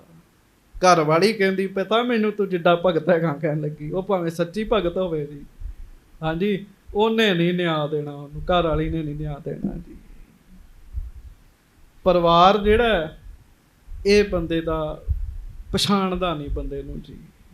ਦੂਜਾ, ਨਾਲ ਰਹਿਣ ਵਾਲੇ ਮਿੱਤਰ ਜਿਹੜੇ ਆ, ਇਹ ਵੀ ਫਾਇਦਾ ਨਹੀਂ ਚੁੱਕਦੇ ਜੀ। ਪਰਿਵਾਰ ਵੀ ਕਈ ਵਾਰੀ ਫਾਇਦਾ ਨਹੀਂ ਚੁੱਕਦਾ, ਨਾਲ ਰਹਿਣ ਵਾਲੇ ਮਿੱਤਰ ਵੀ ਨਹੀਂ ਫਾਇਦਾ ਚੁੱਕਦੇ, ਤੇ ਤੀਜਾ ਮਹਾਂਪੁਰਖ ਨੂੰ ਆਪਣਾ ਦੁਸ਼ਮਣ ਸਮਝਣ ਵਾਲੇ ਵੀ ਫਾਇਦਾ ਨਹੀਂ ਚੁੱਕਦੇ ਜੀ। ਉਹ ਵੀ ਕਹਿੰਦੇ ਇਹ ਤੇ ਸਾਡਾ ਦੁਸ਼ਮਣ ਹੈਗਾ, ਇਹ ਮਹਾਂਪੁਰਖ ਕਿੱਥੋਂ ਜੰਮ ਗਿਆ, ਉਹ ਵੀ ਫਾਇਦਾ ਨਹੀਂ ਚੁੱਕਦੇ ਜੀ। ਬਾਕੀ ਸਾਰਾ ਸੰਸਾਰ ਹੀ ਫਾਇਦਾ ਚੁੱਕ ਲੈਂਦਾ ਸਾਧ ਸੰਗਤ ਜੀ। ਬਾਬਾ ਪੁਰਾਣਾ ਜੀ ਸਮਝਾ ਰਹੇ ਆ, ਵਾਹਿਗੁਰੂ ਪੈੜਾ ਜੀ ਸਮਝਾ ਰਹੇ ਆ, ਕਹਿੰਦੇ ਆ ਤੁਸੀਂ ਮਹਾਰਾਜ ਨੂੰ ਆਮ ਨਾ ਸਮਝੋ। ਹਾਂਜੀ। ਸਤ ਚੇਤਨ ਆਨੰਦ ਪ੍ਰਕਾਸ਼, ਸਭ ਮੈਂ ਵਿਆਪਿਓ ਜਥਾ ਪ੍ਰਕਾਸ਼। ਗੁਰੂ ਹਰਗੋਬਿੰਦ ਸਾਹਿਬ ਉਹ ਨੇ ਜੋ ਸਾਰਿਆਂ ਦੇ ਅੰਦਰ ਵਸ ਰਹੇ ਨੇ, ਕਹਿਣ ਲੱਗੇ ਰੱਬ ਦਾ ਹੀ ਚਾਨਣ ਹੈਗਾ ਨਾ ਸਾਰਿਆਂ ਵਿੱਚ। ਕਹਿੰਦੇ ਉਹ ਗੁਰੂ ਹਰਗੋਬਿੰਦ ਸਾਹਿਬ ਹੀ ਹਨ। ਹਾਂਜੀ। ਸੋ ਨਿਰਕਾਰ ਧਰਿਓ ਆਕਾਰ।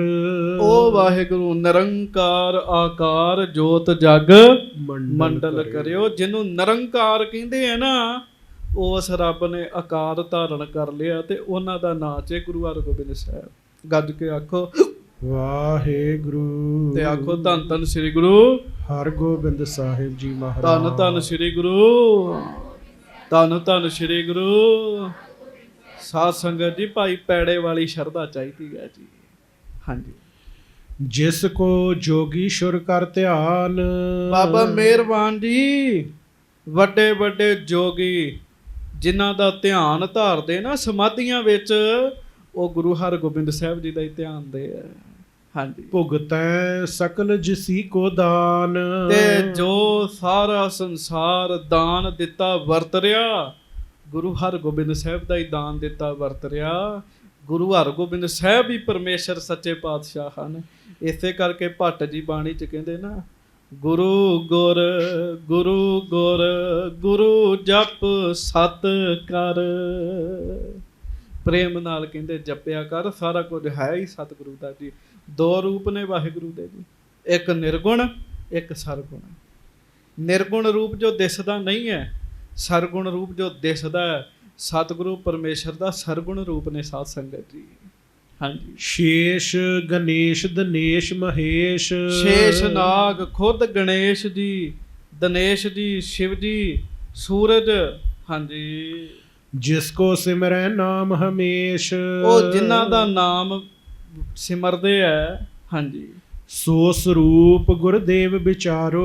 ਗੁਰੂ ਹਰਗੋਬਿੰਦ ਸਾਹਿਬ ਉਹੋ ਹੀ ਰੂਪ ਨੇ, ਕਹਿਣ ਲੱਗੇ ਉਹਨਾਂ ਦਾ ਹੀ ਰੂਪ ਨੇ। ਬਾਬਾ ਮਿਹਰਬਾਨ ਜੀ, ਅਸੀਂ ਆਮ ਬੰਦੇ ਹੈਗੇ ਆ ਤੇ ਰੱਬ ਨਾਲ ਹੀ ਈਰਖਾ ਕਰੀ ਜਾਈਏ ਤੇ ਦੱਸੋ ਸਾਨੂੰ ਕੀ ਮਿਲੇਗਾ। ਹਾਂਜੀ। ਤਜਹੋ ਦਵੈਸ਼ ਅਬ ਨਿਕਟ ਸਿਧਾਰੋ। ਤੇ ਬਾਬਾ ਜੀ ਦਵੈਸ਼ ਛੱਡ ਦਿਓ, ਈਰਖਾ ਛੱਡ ਦਿਓ, ਆਓ ਸਾਡੇ ਨਾਲ ਚੱਲੋ, ਆਪਾਂ ਮਹਾਰਾਜ ਸੱਚੇ ਪਾਤਸ਼ਾਹ ਜੀ ਦੇ ਕੋਲ ਜਾਈਏ, ਕਹਿਣ ਲੱਗੇ। ਹੁਣ ਇਹਦਾ ਭਾਵ ਪਤਾ ਕੀ ਆ, ਗੁਰੂ ਹਰਗੋਬਿੰਦ ਸਾਹਿਬ ਨੇ ਕਿਉਂ ਭੇਜਿਆ ਜੀ ਸਿੱਖਾਂ ਨੂੰ? ਮਹਾਰਾਜ ਚਾਹੁੰਦੇ ਸੀ ਵੀ ਮਿਹਰਬਾਨ ਦਾ ਭਲਾ ਹੋ ਜਾਵੇ ਜੀ, ਨਹੀਂ ਤੇ ਮਿਲਣਾ ਕੁਝ ਨਹੀਂ ਜੀ ਸਿਵਾਏ ਖੁਆਰੀ ਤੋਂ, ਤੇ ਮਨੁੱਖਾ ਜਨਮ ਵਿਅਰਥ ਜਾਣਾ ਜੀ। ਹਾਂਜੀ। ਏਵ ਪ੍ਰਸ਼ੰਸਾ ਕੋ ਸੁਣ ਕਰਕੇ। ਇੰਨੀ ਸਿਫਤ ਕੀਤੀ ਗੁਰਸਿੱਖਾਂ ਨੇ ਮਹਾਰਾਜ ਦੀ, ਵੀ ਖੁਦ ਪਰਮੇਸ਼ਰ ਨੇ ਸ੍ਰੀ ਗੁਰੂ ਹਰਗੋਬਿੰਦ ਸਾਹਿਬ। ਹਾਂਜੀ। ਜਰੀ ਨਾ ਮਿਹਰਬਾਨ ਜਰ ਬਰ ਕੈ। ਪਰ ਈਰਖਾ ਵਾਲੇ ਨੂੰ ਕਿੱਥੋਂ ਸਾਧ ਸੰਗਤ ਦੀ ਸਿਦਕ ਮਿਲਦਾ ਹੈ? ਗੱਜ ਕੇ ਆਖੋ ਵਾਹਿਗੁਰੂ। ਦਾਸ ਨੇ ਅੱਗੇ ਵੀ ਇੱਕ ਵਾਰੀ ਬੇਨਤੀ ਕੀਤੀ ਸੀ, ਫਿਰ ਕਰ ਦੇਣਾ। ਦੋ ਤਰ੍ਹਾਂ ਦੇ ਘਾਹ ਨੇ ਜੀ, ਉਂਝ ਤੇ ਬੜੇ ਤਰ੍ਹਾਂ ਦੇ ਆ। ਦੋ ਤਰ੍ਹਾਂ ਦਾ ਘਾਹ ਜਿਹੜਾ ਮੁੱਖ ਹੁੰਦਾ ਜੀ, ਜਦੋਂ ਮੀਂਹ ਪੈਂਦਾ ਨਾ ਜੀ, ਮੀਂਹ, ਇੱਕ ਘਾਹ ਹੁੰਦਾ ਜਿਹੜਾ ਹਰਿਆ ਭਰਿਆ ਹੋ ਜਾਂਦਾ ਜੀ। ਜਦੋਂ ਮੀਂਹ ਪੈਂਦਾ ਘਾਹ ਹਰਿਆ ਭਰਿਆ ਹੋ ਜਾਂਦਾ ਜੀ। ਪਰ ਦੂਸਰੇ ਬੰਨੇ ਇੱਕ ਘਾਹ ਉਹ ਵੀ ਜੇ ਜਦੋਂ ਮੀਂਹ ਪੈਂਦਾ ਉਹ ਸੜ ਜਾਂਦਾ ਜੀ, ਉਹ ਪੀਲਾ ਹੋ ਜਾਂਦਾ ਜੀ।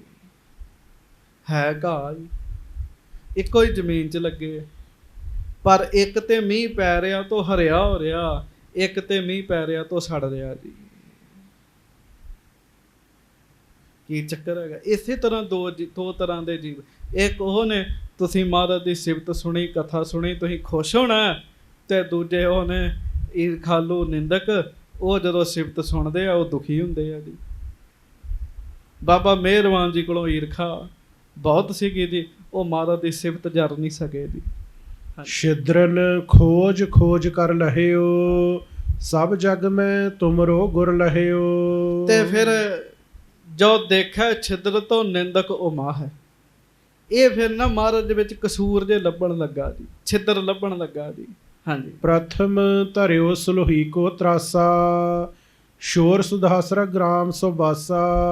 ਫਿਰ ਪੜ੍ਹਦੇ ਤਹ ਜਨਮਿਓ ਅਬ ਜੋ ਬੜ ਜੋਧਾ, ਕਿਉਂ ਨਾ ਕਰਤ ਪਿਤ ਕੀ ਗਤ ਬੋਧਾ। ਫਿਰ ਚਲੋ ਨਾ ਹੀ ਬੋਲੀ ਜਾਏ ਜੀ, ਮਿਹਰਬਾਨ ਦੀ ਗੱਲ ਜੀ, ਡਰ ਹੀ ਆਉਂਦਾ ਜੀ। ਅਸੀਂ ਮਹਾਰਾਜ ਦੇ ਸਿੱਖਾਂ, ਆਖੋ ਧੰਨ ਧੰਨ ਸ੍ਰੀ ਗੁਰੂ ਹਰਗੋਬਿੰਦ ਸਾਹਿਬ ਜੀ ਮਹਾਰਾਜ। ਧੰਨ ਧੰਨ ਸ੍ਰੀ ਗੁਰੂ ਹਰਗੋਬਿੰਦ ਸਾਹਿਬ ਜੀ ਮਹਾਰਾਜ। ਕਹਿਣ ਲੱਗੇ ਕਾਹਦੇ ਗੁਰੂ ਨੇ? ਜਦੋਂ ਜਨਮ ਹੋਣ ਲੱਗਾ ਸੁਲਹੀ ਖਾਂ ਆ ਗਿਆ, ਮਹਾਰਾਜ ਨੂੰ ਛੱਡ ਕੇ ਗੁਰੂ ਕੀ ਵਡਾਲੀ ਜਾਣਾ ਪਿਆ।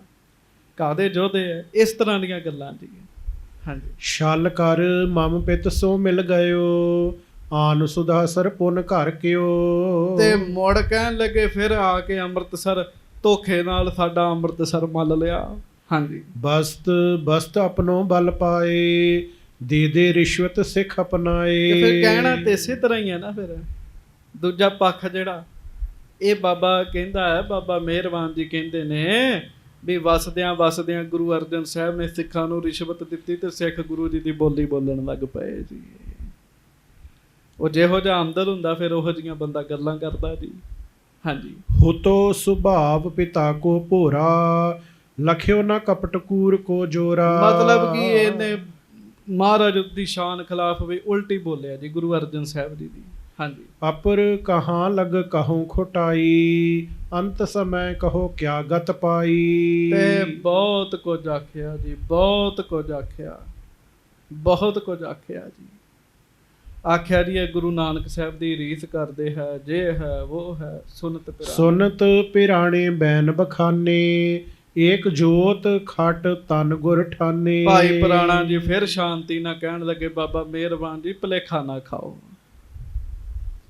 ਇਹ ਛੇ ਸਰੀਰ ਨੇ ਪਰ ਜੋਤ ਗੁਰੂ ਨਾਨਕ ਸਾਹਿਬ ਦੀ ਵਿਚਰੀ ਹੈ, ਜੋਤ ਉਹੀ ਹੈ। ਤੇ ਬਾਬਾ ਜੀ ਐਵੇਂ ਭੁਲੇਖਾ ਨਾ ਖਾਓ ਤੁਸੀਂ। ਹਾਂਜੀ। ਆਹ ਗੁਰਨ ਕੀ ਇੱਕ ਵਡਿਆਈ, ਅਜ਼ਮਤ ਦੇ ਨਾ ਜੇ ਸਿਰ ਜਾਈ। ਕਹਿਣ ਲੱਗੇ ਇਹ ਗੁਰੂਆਂ ਦੀ ਵਡਿਆਈ ਹੈ, ਮਹਾਰਾਜ ਕੋਲ ਬੇਅੰਤ ਕਰਾਮਾਤਾਂ ਵਰਤਦੀਆਂ। ਸਾਡੇ ਗੁਰੂ ਸਾਹਿਬਾਂ ਦੀ ਇਹੋ ਵਡਿਆਈ ਹੈ ਵੀ ਕਰਾਮਾਤ ਵਿਖਾਉਂਦੇ ਨਹੀਂ ਹੈ, ਆਪੇ ਹੀ ਹੋ ਜਾਂਦੀ ਹੈ। ਤੇ ਕਿੰਨੀਆਂ ਕਰਾਮਾਤਾਂ ਗੁਰੂ ਅਰਜਨ ਸਾਹਿਬ ਨੇ ਵਿਖਾਈਆਂ। ਹਾਂਜੀ। ਸ੍ਰੀ ਅੰਗਦ ਗੁਰ ਨਾਨਕ ਰੂਪ, ਤੁਮ ਮਾਨਤ ਕੈ ਨਹੀਂ ਅਨੂਪ। ਕਹਿਣ ਲੱਗੇ ਬਾਬਾ ਮਿਹਰਬਾਨ ਇਹ ਦੱਸੋ, ਗੁਰੂ ਅੰਗਦ ਸਾਹਿਬ ਨੂੰ ਗੁਰੂ ਨਾਨਕ ਸਾਹਿਬ ਦਾ ਰੂਪ ਮੰਨਦੇ ਹੋ? ਹਾਂਜੀ। ਸੋ ਜਾਟਨ ਮਿਲ ਗ੍ਰਾਮ ਨਿਕਾਰੇ। ਪਰ ਵੇਖੋ ਜੇ ਉਹ ਗੁਰੂ ਨਾਨਕ ਸਾਹਿਬ ਦਾ ਰੂਪ ਸੀ, ਉਰੋਂ ਵੀ ਕਿਸਾਨ ਵਿਗੜ ਗਏ ਸੀਗੇ ਤੇ ਖਡੂਰ ਸਾਹਿਬ ਚੋਂ ਮਹਾਰਾਜ ਨੂੰ ਭੇਜ ਦਿੱਤਾ ਸੀ ਉਹਨਾਂ ਨੇ। ਮੰਨਦੇ ਹੋ ਨਾ ਤੁਸੀਂ?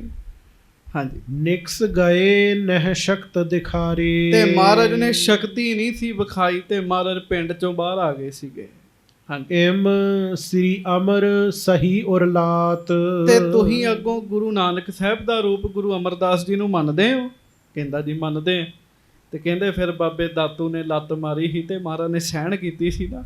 ਹਾਂਜੀ। ਕਸ਼ਟ ਲਹਿਓ ਬਾਏ ਵੱਡ ਬ੍ਰਿਧ ਗਾਤ। ਬਜ਼ੁਰਗ ਸਨ ਫਿਰ ਵੀ ਕਸ਼ਟ ਸਿਆ ਮਹਾਰਾਜ ਸੱਚੇ ਪਾਤਸ਼ਾਹ ਨੇ। ਹਾਂਜੀ। ਗੋਇੰਦਵਾਲ ਸ਼ੋਰ ਕਰ ਗਏ। ਤੇ ਮਹਾਰਾਜ ਗੋਇੰਦਵਾਲ ਸਾਹਿਬ ਛੱਡ ਕੇ ਹੀ ਚਲੇ ਗਏ ਸੀਗੇ। ਪੁੰਨ ਭਾਈ ਬ੍ਰਿਧ ਲਿਆਵਤ ਭਏ। ਫਿਰ ਬਾਬਾ ਬੁੱਢਾ ਜੀ ਗੁਰੂ ਜੀ ਨੂੰ ਵਾਪਸ ਲੈ ਕੇ ਆਏ ਸੀਗੇ। ਜੋ ਤੁਮ ਦੁਖਨ ਬਰਨ ਬਖਾਨਾ, ਸਤਿਗੁਰ ਮਤ ਇਹ ਭੂਖਨ ਜਾਨਾ। ਆਖੋ ਵਾਹਿਗੁਰੂ। ਤੇ ਤੁਸੀਂ ਕਹਿੰਦੇ ਗੁਰੂ ਅਰਜਨ ਸਾਹਿਬ ਗੁਰੂ ਹੁੰਦੇ, ਇਹ ਬਾਬਾ ਮਿਹਰਬਾਨ ਕਹਿੰਦਾ ਨਾ ਵੀ ਗੁਰੂ ਅਰਜਨ ਸਾਹਿਬ ਗੁਰੂ ਹੀ, ਤੇ ਫਿਰ ਧੱਕਾ ਕਿਉਂ ਹੋਇਆ ਤੇ ਸ਼ਾਂਤੀ ਕਿਉਂ ਰੱਖੀ? ਤੇ ਉਹ ਕਹਿੰਦੇ ਵੀ ਚੱਲ ਗੁਰੂ ਅਰਜਨ ਸਾਹਿਬ ਨੂੰ ਗੁਰੂ ਨਹੀਂ ਮੰਨਦਾ, ਗੁਰੂ ਅੰਗਦ ਸਾਹਿਬ ਨੇ ਕਿਉਂ ਸ਼ਾਂਤੀ ਰੱਖੀ? ਫਿਰ ਗੁਰੂ ਅਮਰਦਾਸ ਜੀ ਨੇ ਕਿਉਂ ਸ਼ਾਂਤੀ ਰੱਖੀ? ਸ਼ਾਂਤੀ ਰੱਖਣੀ ਤਾਂ ਸਤਿਗੁਰਾਂ ਦਾ ਗਹਿਣਾ ਹੈ। ਦਾਸ ਨੇ ਪਹਿਲਾਂ ਹੀ ਬੇਨਤੀ ਕੀਤੀ ਹੈ, ਸਿਮਰਨ ਵਾਲਾ ਪੁਰਸ਼ ਨਿਮਰਤਾ ਵਾਲਾ ਹੁੰਦਾ ਹੈ। ਜਿਹਦਾ ਅੰਦਰ ਟਿਕਿਆ ਨਾ ਉਹ ਨਿਮਰਤਾ ਵਾਲਾ ਹੁੰਦਾ ਹੈ ਜੀ।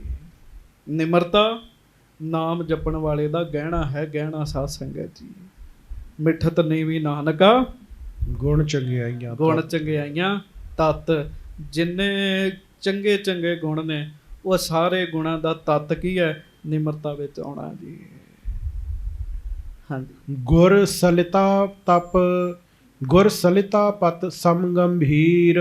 ਉਹ ਬਾਬਾ ਜੀ ਬਾਬਾ ਪੈੜਾ ਜੀ ਕਹਿਣ ਲੱਗੇ ਵੀ ਗੁਰੂ ਸਾਹਿਬ ਤੇ ਫਿਰ ਸਾਗਰ ਵਰਗੇ ਗੰਭੀਰ ਹੈਗੇ ਆ। ਸਾਗਰ ਉਤੋਂ ਸ਼ਾਂਤ ਨਜ਼ਰ ਆਉਂਦਾ, ਵਿੱਚ ਹੀਰੇ ਮੋਤੀ ਜਵਾਹਰਾਤ ਕਈ ਕੁਝ ਹੁੰਦਾ ਜੀ ਉਹਦੇ। ਕੋ ਤਿੰਨ ਥਾਹੋ ਲਹੈ ਅਸਥੀਰ। ਤੇ ਬਾਬਾ ਮਿਹਰਬਾਨ ਜੀ ਕੋਈ ਸਮੁੰਦਰ ਦਾ ਵੀ ਥਾਂ ਪਾ ਸਕਦਾ? ਨਹੀਂ ਨਾ ਪਾ ਸਕਦਾ। ਇਸੇ ਤਰ੍ਹਾਂ ਗੁਰੂ ਸਾਹਿਬ ਦਾ ਵੀ ਕੋਈ ਥਾਂ ਨਹੀਂ ਪਾ ਸਕਦਾ। ਇਸੇ ਕਰਕੇ ਸੱਤਾ ਤੇ ਬਲਵੰਡ ਜੀ ਨੇ ਗੁਰੂ ਰਾਮਦਾਸ ਜੀ ਨੂੰ ਕਿਹਾ ਨਾ, ਅਟਲ ਅਥਾਹੋ ਅਤੋਲ ਤੂੰ ਤੇਰਾ ਅੰਤ ਨਾ ਪਾਰਾ ਵਾਰਿਆ। ਹਾਂਜੀ, ਅਚਲ ਮੇਰ ਸਮ ਕੌਣ ਚਲਾਵੈ, ਜਿਨ ਕੀ ਗਤ ਕਛ ਲਖੀ ਨਾ ਜਾਵੈ।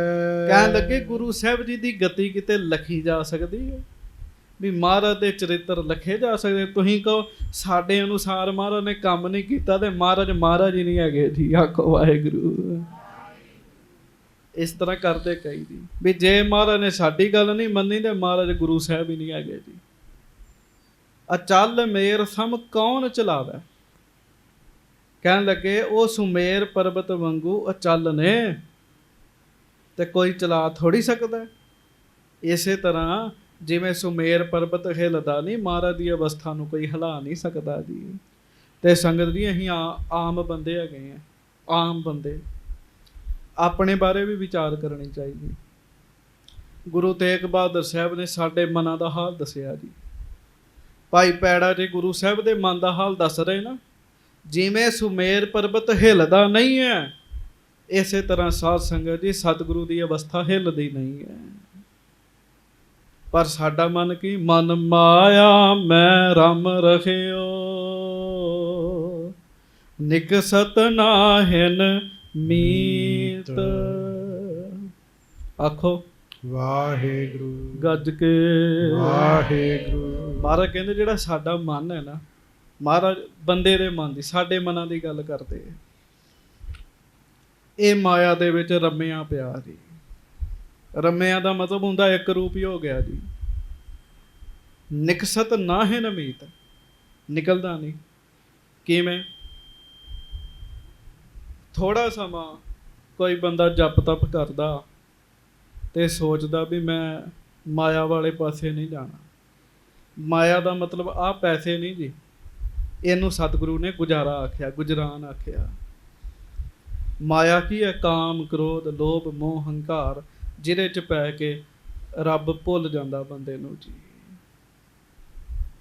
ਤੁਸੀਂ ਅੰਦਾਜ਼ਾ ਲਾਓ ਕਿ ਮੈਂ ਜੁੜਨਾ ਜੀ, ਮੈਂ ਭਜਨ ਕਰਨਾ, ਮਾਇਆ ਤੋਂ ਮਨ ਤੋੜਨਾ, ਮਾਇਆ 'ਚ ਨਹੀਂ ਪੈਣਾ। ਹਾਂਜੀ, ਚਲੋ ਉਹਨਾਂ ਸਮਾਂ ਤੇ ਸਾਡੇ ਤੇ ਅਸਰ ਰਹਿੰਦਾ ਜੀ, ਜਿੰਨਾ ਚਿਰ ਤੱਕ ਬਾਣੀ ਪੜ੍ਹਦੇ ਹਾਂ। ਇਹ ਵੀ ਬੜਾ ਅਭਿਆਸ ਕਰਨ ਤੋਂ ਬਾਅਦ ਜੀ।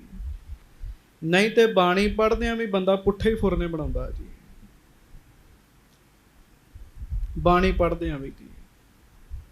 ਚਲੋ ਕੁਝ ਸਾਲਾਂ ਬਾਅਦ ਉਹਨਾਂ ਸਮਾਂ ਬੰਦੇ ਦਾ ਮਨ ਟਿਕਣ ਲੱਗ ਪਿਆ ਜਿੰਨਾ ਚਿਰ ਤੱਕ ਬਾਣੀ ਪੜ੍ਹਦਾ। ਪਰ ਉਹਦੇ ਤੋਂ ਬਾਅਦ ਵੇਖ ਲਓ, ਉਹਨਾਂ ਸਮਾਂ ਤੇ ਟਿਕਿਆ ਤੇ ਮੁੜ ਫਿਰ ਮਾਇਆ ਵਿੱਚ ਹੀ ਲੱਗ ਗਿਆ ਜੀ। ਕਾਮ ਕ੍ਰੋਧ ਲੋਭ ਮੋਹ ਹੰਕਾਰ 'ਚ ਹੀ ਲੱਗ ਗਿਆ ਜੀ। 1.5 ਘੰਟਾ ਲਾਇਆ ਬਾਣੀ ਪੜ੍ਹ ਕੇ ਤੇ ਸੋਚਿਆ ਵੀ ਹੁਣ 1.5 ਘੰਟਾ ਬਾਣੀ ਪੜ੍ਹੀ ਹੈ ਤੇ ਘੰਟਾ ਸ਼ਾਂਤੀ ਦੇ ਨਾਲ ਬੈਠੀਏ, ਫੇਸਬੁੱਕ ਨਾ ਚਲਾਈਏ। ਹਾਂਜੀ, ਪਰ ਉਹ ਪਾਠ ਹੁੰਦਾ ਹੀ ਹੈ ਸੰਪੂਰਨ ਤੇ ਉਸੇ ਵੇਲੇ ਫੇਸਬੁੱਕ ਚੱਲਦੀ। ਮੈਂ ਆਪਣਾ ਹਾਲ ਦੱਸਦਾ ਤੁਹਾਨੂੰ ਜੀ। ਉਸੇ ਵੇਲੇ ਫੇਸਬੁੱਕ ਚੱਲਦੀ, ਵਟਸਐਪ ਉਸੇ ਵੇਲੇ ਚੱਲਦਾ ਜੀ, YouTube ਉਸੇ ਵੇਲੇ ਚੱਲਦੀ, TV ਤੇ ਫਿਲਮ ਉਸੇ ਵੇਲੇ ਚੱਲਦੀ ਜੀ। ਕੁਝ ਸਮਾਂ ਉਹਨਾਂ ਚਿਰ ਅਸਰ ਰਿਹਾ, ਮੁੜ ਫਿਰ ਮਾਇਆ 'ਚ ਹੀ ਫਸ ਗਿਆ ਜੀ। ਅੱਛਾ, ਬੰਦਾ ਕੱਢਣ ਦਾ ਯਤਨ ਕਰਦਾ ਪਰ ਨਹੀਂ ਨਿਕਲਦਾ। ਮਨ ਮਾਇਆ ਮੈਂ ਰਾਮ ਰਹਿਓ, ਨਿਕਸਤ ਨਾਹਿਨ ਮੀਤ। ਨਹੀਂ ਨਿਕਲਦਾ। ਨਾਨਕ ਮੂਰਤ ਚਿੱਤਰ ਜਿਉ ਛਾਟਤ ਨਾਹਿਨ ਭੀਤ। ਕਿਵੇਂ? ਦਰਬਾਰ ਸਾਹਿਬ ਵੇਖੋ, ਇੱਕ ਤਾਂ ਨਾ ਵੀ ਫੋਟੋ ਲਾਈ ਆ ਤੁਸੀਂ ਕੰਧ ਦੇ ਉੱਤੇ, ਤੇ ਪਹਿਲੇ ਸਮੇਂ 'ਚ ਕੰਧ ਦੇ ਉੱਤੇ ਫੋਟੋ ਬਣਾਈ ਜਾਂਦੀ ਸੀਗੀ ਜੀ, ਚਿੱਤਰਕਾਰੀ ਕੀਤੀ ਗਈ ਹਰਿਮੰਦਰ ਸਾਹਿਬ। ਹੁਣ ਬੜੇ ਥਾਵਾਂ ਤੇ ਹੈ। ਪਹਿਲਾਂ ਕਿਸੇ ਨੇ ਗੁਰੂ ਨਾਨਕ ਸਾਹਿਬ ਦੀ ਤਸਵੀਰ ਬਣਾ ਦੇਣੀ, ਕਿਸੇ ਨੇ ਸ਼ਿਵ ਜੀ ਦੀ ਬਣਾ ਦੇਣੀ, ਗਣੇਸ਼ ਦੀ ਬਣਾ ਦੇਣੀ, ਦੇਵਤਿਆਂ ਦੀ ਬਣਾ ਦੇਣੀ। ਚਲੋ ਉਹ ਵੀ ਛੱਡੋ, ਫੁੱਲਦਾਨ ਹੀ ਬਣਾਤਾ, ਗੁਲਦਸਤਾ ਹੀ ਬਣਾਤਾ ਜੀ। ਹਾਂਜੀ, ਹੁਣ ਉਹ ਉਹਨਾਂ 'ਚ ਤੁਸੀਂ ਕਹੋ ਵੀ ਤੂੰ ਛੱਡ ਦੇ, ਬਾਹਰ ਆ ਜਾ, ਤੇ ਉਹ ਕੰਧ ਨਹੀਂ ਛੱਡ ਸਕਦਾ ਸਾਧ ਸੰਗਤ। ਉਹਨੂੰ ਜੇ ਹਟਾਉਣਾ ਤੇ ਕੰਧ ਹੀ ਤੋੜਨੀ ਪੈਂਦੀ ਹੈ ਸਾਰੀ। ਇਸੇ ਤਰ੍ਹਾਂ ਹੀ ਬੰਦੇ ਦਾ ਮਨ ਹੈ। ਜਿਵੇਂ ਉਹ ਚਿੱਤਰ ਕੰਧ ਨਹੀਂ ਨਾ ਛੱਡ ਸਕਦਾ, ਮਹਾਰਾਜ ਕਹਿੰਦੇ ਬੰਦੇ ਦਾ ਮਨ ਮਾਇਆ ਨਹੀਂ ਛੱਡ ਸਕਦਾ ਜੀ। ਇਹ ਸਾਡੀ ਅਵਸਥਾ ਹੈਗੀ ਹੈ ਜੀ। ਮੁੜ ਘੁੜ ਕੇ ਮਾਇਆ ਵਾਲੇ ਪਾਸੇ, ਮੁੜ ਘੁੜ ਕੇ ਮਾਇਆ ਵਾਲੇ ਪਾਸੇ ਜੀ। ਰੱਬ ਤੋਂ ਟੁੱਟਣ ਦੇ ਪ੍ਰਬੰਧ ਇੰਨੇ ਜ਼ਿਆਦਾ ਕੀਤੇ ਹੋਏ ਨੇ ਜੀ। ਜੁੜਨ ਲਈ ਤੇ ਕਰਨਾ ਪੈਂਦਾ ਜੀ, ਵੀ ਚੌਂਕੜਾ ਮਾਰੇਗਾ ਬੰਦਾ, ਲੱਗੇਗਾ, ਪਰ ਟੁੱਟਣ ਵਾਸਤੇ ਯਤਨ ਨਹੀਂ ਕਰਨਾ ਪੈਂਦਾ, ਆਪੇ ਹੀ ਟੁੱਟ ਜਾਂਦਾ ਜੀ। ਕਿਉਂ? ਮਨ ਫਸਿਆ ਹੋਇਆ ਜੀ। ਤੇ ਮੈਂ ਇੱਕ ਗੁਰਮੁਖਾਂ ਦੀ ਗੱਲ ਸੁਣ ਰਿਹਾ, ਤਾਂ ਫਿਰ ਆਪਾਂ ਲੜੀਵਾਰ ਕਥਾ, ਇਹ ਤਾਂ ਮੈਂ ਬੇਨਤੀ ਕਰ ਰਿਹਾ, ਤੁਸੀਂ ਗੁਰੂ ਸਾਹਿਬ ਬਾਰੇ ਸੁਣ ਰਹੇ ਜੀ। ਭਾਈ ਸਾਹਿਬ, ਭਾਈ ਪੈੜਾ, ਭਾਈ ਪਿਰਾਣਾ ਜੀ ਬਚਨ ਕਰਨ ਦੇ ਹੈ, ਮਿਹਰਬਾਨ ਨੂੰ ਸਮਝਾ ਰਹੇ ਹੈ, ਗੁਰੂ ਸਾਹਿਬ ਦੀ ਅਵਸਥਾ ਦੱਸਦੇ ਆ ਵੀ ਗੁਰੂ ਜੀ ਦਾ ਮਨ ਨਹੀਂ ਡੋਲਦਾ। ਤੇ ਜਿੱਥੇ ਸਤਿਗੁਰੂ ਦਾ ਨਹੀਂ ਡੋਲਦਾ, ਵਿਰੋਧੀ ਭਾਵ ਹੋਣਾ ਚਾਹੀਦਾ ਹੈ, ਸਾਡਾ ਮਨ ਪਲ ਪਲ ਤੇ ਡੋਲਦਾ ਹੈ। ਇਹੋ ਫਰਕ ਹੈ ਅਵਤਾਰੀ ਪੁਰਸ਼ਾਂ 'ਚ, ਸਤਿਗੁਰਾਂ 'ਚ। ਇਹੋ ਫਰਕ ਹੈ ਆਮ ਬੰਦੇ ਵਿੱਚ ਦੀ। ਆਖੋ ਵਾਹਿਗੁਰੂ। ਚਾਹੀਦਾ ਸੀ ਭੁੱਲ ਭੁੱਲ ਕੇ ਮਨ ਪਰਮੇਸ਼ਰ ਵਿੱਚ ਜਾਵੇ। ਜਿਵੇਂ ਮਹਾਰਾਜ ਨੇ ਬਾਣੀ 'ਚ ਵੀ ਇਹਦਾ ਪ੍ਰਮਾਣ ਦਿੱਤਾ, ਜੈਸੇ ਵਿਖੇ ਹੇਤ ਪਰ ਨਾਰੀ, ਐਸੀ ਨਾਮੇ ਪ੍ਰੀਤ ਮੁਰਾਰੀ। ਇਸਤਰੀ ਪੁਰਸ਼ ਦਾ ਪ੍ਰੇਮ ਹੈ, ਹਾਂਜੀ, ਉਹ ਪ੍ਰੇਮ ਹੈ ਜਿਹੜਾ ਘਰ 'ਚ ਬੱਚੇ ਨੇ ਕਿਸੇ ਨੂੰ ਨਹੀਂ ਦੱਸਿਆ ਜੀ। ਤੇ ਜ਼ਬਰਦਸਤੀ ਧਿਆਨ ਉਹਦਾ ਉੱਥੇ ਹੀ ਜਾਂਦਾ ਜੀ, ਉੱਥੇ ਹੀ ਜਾਂਦਾ ਜੀ। ਛੁਪ ਛੁਪ ਕੇ ਵੀ ਜਾਂਦਾ, ਰੌਲਾ ਨਹੀਂ ਕਰਦਾ, ਉਹ ਰੌਲਾ ਨਹੀਂ ਪਾਉਂਦਾ, ਧਿਆਨ ਜ਼ਬਰਦਸਤੀ ਉਸ ਪਾਸੇ ਜਾਂਦਾ। ਭਾਈ ਗੁਰਦਾਸ ਜੀ ਕਹਿੰਦੇ, ਸਿੱਖਾ ਇਸ ਤਰ੍ਹਾਂ ਤੇਰਾ ਧਿਆਨ ਜ਼ਬਰਦਸਤੀ ਸਤਿਗੁਰੂ ਵਿੱਚ ਜਾਣਾ ਚਾਹੀਦਾ ਸੀਗਾ,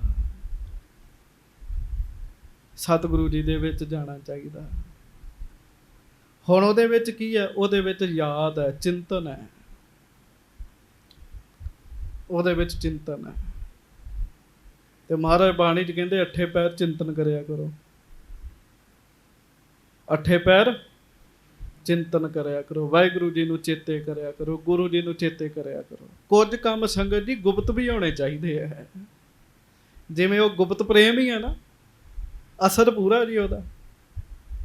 ਕੁਝ ਕੰਮ ਗੁਪਤ ਵੀ ਹੋਣੇ ਚਾਹੀਦੇ ਆ, ਅੰਦਰੇ ਅੰਦਰ ਚਿੰਤਨ ਚੱਲੇ, ਮਹਾਰਾਜ ਦੀ ਯਾਦ ਚੱਲੇ ਅੰਦਰੇ ਅੰਦਰ। ਹੁਣੇ ਗੁਪਤ ਕਿਵੇਂ ਰਹਿਣਗੇ? ਅੰਦਰੇ ਅੰਦਰ। ਇਹ ਹੈ ਜਦੋਂ ਅੰਦਰੋਂ ਪੂਰੀ ਲਗਨ ਲੱਗਦੀ ਹੈ, ਪੂਰੀ ਲਗਨ ਲੱਗਦੀ ਹੈ। ਖੈਰ ਰਹੋ ਵਿਚਾਰ, ਗੁਰੂ ਸਾਹਿਬ ਜੀ ਦਾ ਮਨ ਅੰਦਰੇ ਅੰਦਰ ਸਦਾ ਹੀ ਵਾਹਿਗੁਰੂ ਨਾਲ ਜੁੜਿਆ ਪਿਆ, ਇਸ ਕਰਕੇ ਮਹਾਰਾਜ ਦਾ ਮਨ ਨਹੀਂ ਡੋਲਦਾ। ਸਾਨੂੰ ਅੱਠੇ ਪੈਰ ਚਿੰਤਨ ਕਰਨ ਲਈ ਕਿਹਾ, ਤੇ ਬੰਦਾ ਕਹਿੰਦਾ ਸੌਖਾ ਕੰਮ ਦੱਸ ਦਿਓ ਮੈਨੂੰ ਕੋਈ। ਮਹਾਰਾਜ 24 ਘੰਟੇ ਨਾਮ ਨਹੀਂ ਜਪ ਸਕਦੇ। ਤੇ ਮੈਂ ਇੱਕ ਮਹਾਤਮਾ ਕੋਲ ਬੈਠਾ, ਉਹ ਕਹਿੰਦੇ ਜੇ ਤੂੰ 24 ਘੰਟੇ ਨਹੀਂ ਜਪ ਸਕਦਾ, 12 ਘੰਟੇ ਜਪ ਲਾ। ਆਖੋ 12 ਘੰਟੇ ਦੁਨੀਆ ਦੇ ਕੰਮ ਕਰ ਤੇ 12 ਘੰਟੇ ਨਾਮ ਜਪ। ਹੁਣ ਇਹ ਵੀ ਕੰਮ ਔਖਾ ਹੈਗਾ ਜੀ। ਕਈ ਫਿਰ ਸਾਧ ਸੰਗਤ ਜੀ ਹੋਰ ਸੌਖਾ ਕੰਮ ਲੱਭਦੇ, ਅਸੀਂ ਵੀ ਸਾਰੀ ਦਿਹਾੜੀ ਗ੍ਰੰਥਾਂ 'ਚ ਸਿਰ ਫੋਲਦੇ ਰਹਿੰਦੇ ਵੀ ਕੋਈ ਸੌਖਾ ਹੀ ਕੰਮ ਲੱਭ ਜੇ, ਰੱਬ ਮਿਲ ਜੇ। ਤੇ ਮਹਾਰਾਜ ਕਹਿੰਦੇ ਦਸਵੰਧ, ਚਲੋ ਗੁਰਮੁਖ ਕਹਿੰਦੇ ਵੀ ਦਸਵੰਧ ਕੱਢ ਲਓ, ਜਿਵੇਂ ਮਾਇਆ ਦਾ ਕੱਢਦੇ ਜੇ ਸਵਾਸਾਂ ਦਾ ਕੱਢ ਲਓ, 2.5 ਘੰਟੇ ਲਾ ਲਓ। ਪਰ ਬੰਦਾ ਕਹਿੰਦਾ ਇਹਦੇ ਤੋਂ ਵੀ ਸੌਖਾ ਕੰਮ ਦੱਸ ਦਿਓ, ਇਹਦੇ ਤੋਂ ਵੀ ਸੌਖਾ। ਹੁਣ ਆਪਾਂ ਜਿੰਨੇ ਬੈਠੇ 2.5 ਘੰਟੇ ਤੇ ਚੌਂਕੜਾ ਮਾਰਨ ਵਾਲਾ ਵਿਰਲੇ ਵਿਰਲੇ ਹੀ ਹੋਣਗੇ ਨਾ, ਇਹਦੇ ਤੋਂ ਵੀ ਸੌਖਾ ਕੰਮ। ਤੇ ਮਹਾਰਾਜ ਫਿਰ ਬਾਣੀ 'ਚ ਕਹਿੰਦੇ ਇੱਕ ਘੜੀ ਲਾ ਲਿਆ ਕਰ। ਬਾਬਾ ਕਬੀਰ ਜੀ ਕੋਲ ਇੱਕ ਬੰਦਾ ਗਿਆ, ਤੇ ਬਾਬਾ ਕਬੀਰ ਜੀ ਕਹਿੰਦੇ ਇੱਕ ਘੜੀ ਜਪ ਲਿਆ ਕਰ। ਉਹ ਹੀਗਾ ਜ਼ਿਆਦਾ ਹੀ ਸੰਸਾਰੀ ਕੁਛ, ਕਹਿੰਦਾ ਨਹੀਂ ਨਹੀਂ ਨਹੀਂ ਨਹੀਂ, ਮੇਰੇ ਕੋਲ ਇੱਕ ਘੜੀ ਨਹੀਂ ਲੱਗਣੀ, ਇੱਕ ਘੜੀ 24 ਮਿੰਟਾਂ ਦੀ ਜੀ। ਕਹਿੰਦਾ ਮੇਰੇ ਕੋਲ ਇੱਕ ਘੜੀ ਨਹੀਂ 'ਚ ਲੱਗਣੀ। ਕਹਿੰਦੇ ਫਿਰ ਇੰਝ ਕਰ ਵੀ ਅੱਧੀ ਘੜੀ ਲਾ ਲਿਆ ਕਰ। ਆਖੋ ਵਾਹਿਗੁਰੂ। ਅੱਧੀ ਘੜੀ ਲਾ ਲਿਆ ਕਰ। ਉਹ ਕਹਿੰਦਾ ਨਹੀਂ ਨਹੀਂ, ਮੇਰੇ ਕੋਲ ਅੱਧੀ ਘੜੀ ਵੀ ਨਹੀਂ, 12 ਮਿੰਟ ਦਾ ਵੀ ਟਾਈਮ ਨਹੀਂ ਕੱਢਿਆ ਜਾਣਾ। ਕਿੱਥੇ 12 ਘੰਟਿਆਂ ਤੋਂ 12 ਮਿੰਟ ਆ ਗਏ। 12 ਘੰਟਿਆਂ ਦਾ ਵੀ 12 ਮਿੰਟਾਂ ਦਾ ਵੀ ਟਾਈਮ ਨਹੀਂ ਕੱਢਿਆ ਜਾਣਾ। ਤੇ ਬਾਬਾ ਕਬੀਰ ਜੀ ਕਹਿੰਦੇ ਚੱਲ ਫਿਰ ਕੋਈ ਨਹੀਂ, ਅੱਧੀ ਤੋਂ ਵੀ ਅੱਧੀ ਲਾ ਲਿਆ ਕਰ, 6 ਮਿੰਟ ਹੀ ਜਪ ਲਿਆ ਕਰ, ਪਰ ਜਪਿਆ ਰੀਝ ਨਾਲ ਕਰ। ਮਨ ਸੁਣੇ, ਰੀਝ ਨਾਲ ਸੁਣੇ, ਟਿਕ ਕੇ ਸੁਣੇ। ਸਾਧ ਸੰਗਤ ਜੀ ਆਪਾਂ ਹਿਸਾਬ ਲਾ ਲਈਏ, 6 ਮਿੰਟ ਵੀ ਨਾਮ ਜਪਣ ਵਾਲੇ ਨਹੀਂ ਲੱਭਣੇ ਜੀ। ਬੰਦਾ ਆਖੇਗਾ ਇੰਨੀ ਮਿਹਨਤ ਵੀ ਨਹੀਂ ਹੁੰਦੀ, ਇਹਦੇ ਤੋਂ ਵੀ ਸੌਖਾ ਕੰਮ ਹੀ ਦੱਸ ਦਿਓ। ਫਿਰ ਉਹ ਮੈਂ ਸੁਣਿਆ ਗੁਰਮੁਖ ਕਹਿੰਦੇ ਵੀ ਕੋਈ ਗੱਲ ਨਹੀਂ, ਤੁਸੀਂ ਲਾਓ 1 ਮਿੰਟ, ਪਰ ਟਾਈਮ ਮੇਰਾ ਹੋਏਗਾ। ਕਿਹੜੇ ਟਾਈਮ ਨਾਲ ਲਾਉਣਾ, ਰੱਬ ਮਿਲ ਜਾਏਗਾ। ਲਾਓ 1 ਮਿੰਟ ਹੀ, ਪਰ ਟਾਈਮ ਉਹ ਜਿਹੜਾ ਮੈਂ ਕਵਾਂਗਾ। ਕਹਿੰਦੇ ਮੈਂ ਪੜ੍ਹ ਰਿਹਾ ਸਾਂ, ਸੁਣ ਰਿਹਾ ਸਾਂ। ਕਹਿੰਦੇ ਕਿੱਥੇ, ਕਿਹੜਾ ਟਾਈਮ? ਕਹਿੰਦੇ ਅੱਧਾ ਮਿੰਟ ਸਵੇਰੇ ਉੱਠਦਿਆਂ ਸਾਰ, 30 ਸੈਕਿੰਡ ਉੱਠਦਿਆਂ ਸਾਰ, ਭਾਵੇਂ ਰਾਮ ਕਹਿ ਲਓ ਤੇ ਭਾਵੇਂ ਧੰਨ ਗੁਰੂ ਨਾਨਕ ਕਹਿ ਲਓ ਤੇ ਭਾਵੇਂ ਵਾਹਿਗੁਰੂ ਕਹਿ ਲਓ। ਜੀਭ ਨਾ ਬੋਲੇ, ਮਨ ਬੋਲੇ। ਤੇ ਅੱਧਾ ਮਿੰਟ ਰਾਤ ਨੂੰ ਸੌਣ ਲੱਗਿਆਂ ਲਾਉਣਾ, ਬੋਲਣਾ ਨਹੀਂ ਹੈ, ਮੂੰਹ ਅੰਦਰੇ ਅੰਦਰ ਜਪਣਾ। ਕਈ ਸਾਲ ਧੱਕੇ ਖਾਈਏ ਨਾ ਗੁਰਮੁਖਾਂ ਕੋਲੋਂ, ਤੇ ਫਿਰ ਇਹ ਗੱਲਾਂ ਲੱਭਦੀਆਂ ਸਾਧ ਸੰਗਤ ਜੀ। ਇੰਨਾ ਟਾਈਮ ਲਾ ਲਓ, ਪਰ ਸੱਚ ਤੇ ਹੈ, ਬਿਲਕੁਲ ਸੱਚ। ਇਹਦੇ ਤੋਂ ਅੱਗੇ ਵੀ ਲਿਖਿਆ ਸੀ, ਕਹਿੰਦੇ ਉਹ ਜਿਹੜਾ 30 ਸਕਿੰਟ ਮਨ ਜੁੜਨਾ ਹੈ ਨਾ, ਉਹ ਵੀ ਬੜਾ ਔਖਾ ਕੰਮ ਹੈ। ਆਖੋ ਸਤਨਾਮ ਸ੍ਰੀ ਵਾਹਿਗੁਰੂ। ਇਹ ਵੀ ਨਹੀਂ ਬੰਦੇ ਦਾ ਜੁੜਦਾ। ਇੰਨੇ ਸਮੇਂ ਵਾਸਤੇ ਵੀ ਬੰਦਾ ਨਹੀਂ ਜੁੜਦਾ, ਨਹੀਂ ਜਪਦਾ। ਤੇ ਭਾਈ ਪਿਰਾਣਾ ਜੀ ਕਹਿੰਦੇ ਆ, ਕਹਿੰਦੇ ਬਾਬਾ ਮਿਹਰਬਾਨ ਜੀ, ਤੁਸੀਂ ਕਿਹਦੀਆਂ ਰੀਸਾਂ ਕਰ ਰਹੇ ਹੋ? ਮਹਾਰਾਜ ਦੀ ਅਵਸਥਾ ਬਹੁਤ ਵੱਡੀ ਹੈ। ਸਾਡੀ ਟਿਕਦੀ ਨਹੀਂ ਅਵਸਥਾ, ਉਹਨਾਂ ਦੀ ਹਿੱਲਦੀ ਨਹੀਂ ਅਵਸਥਾ।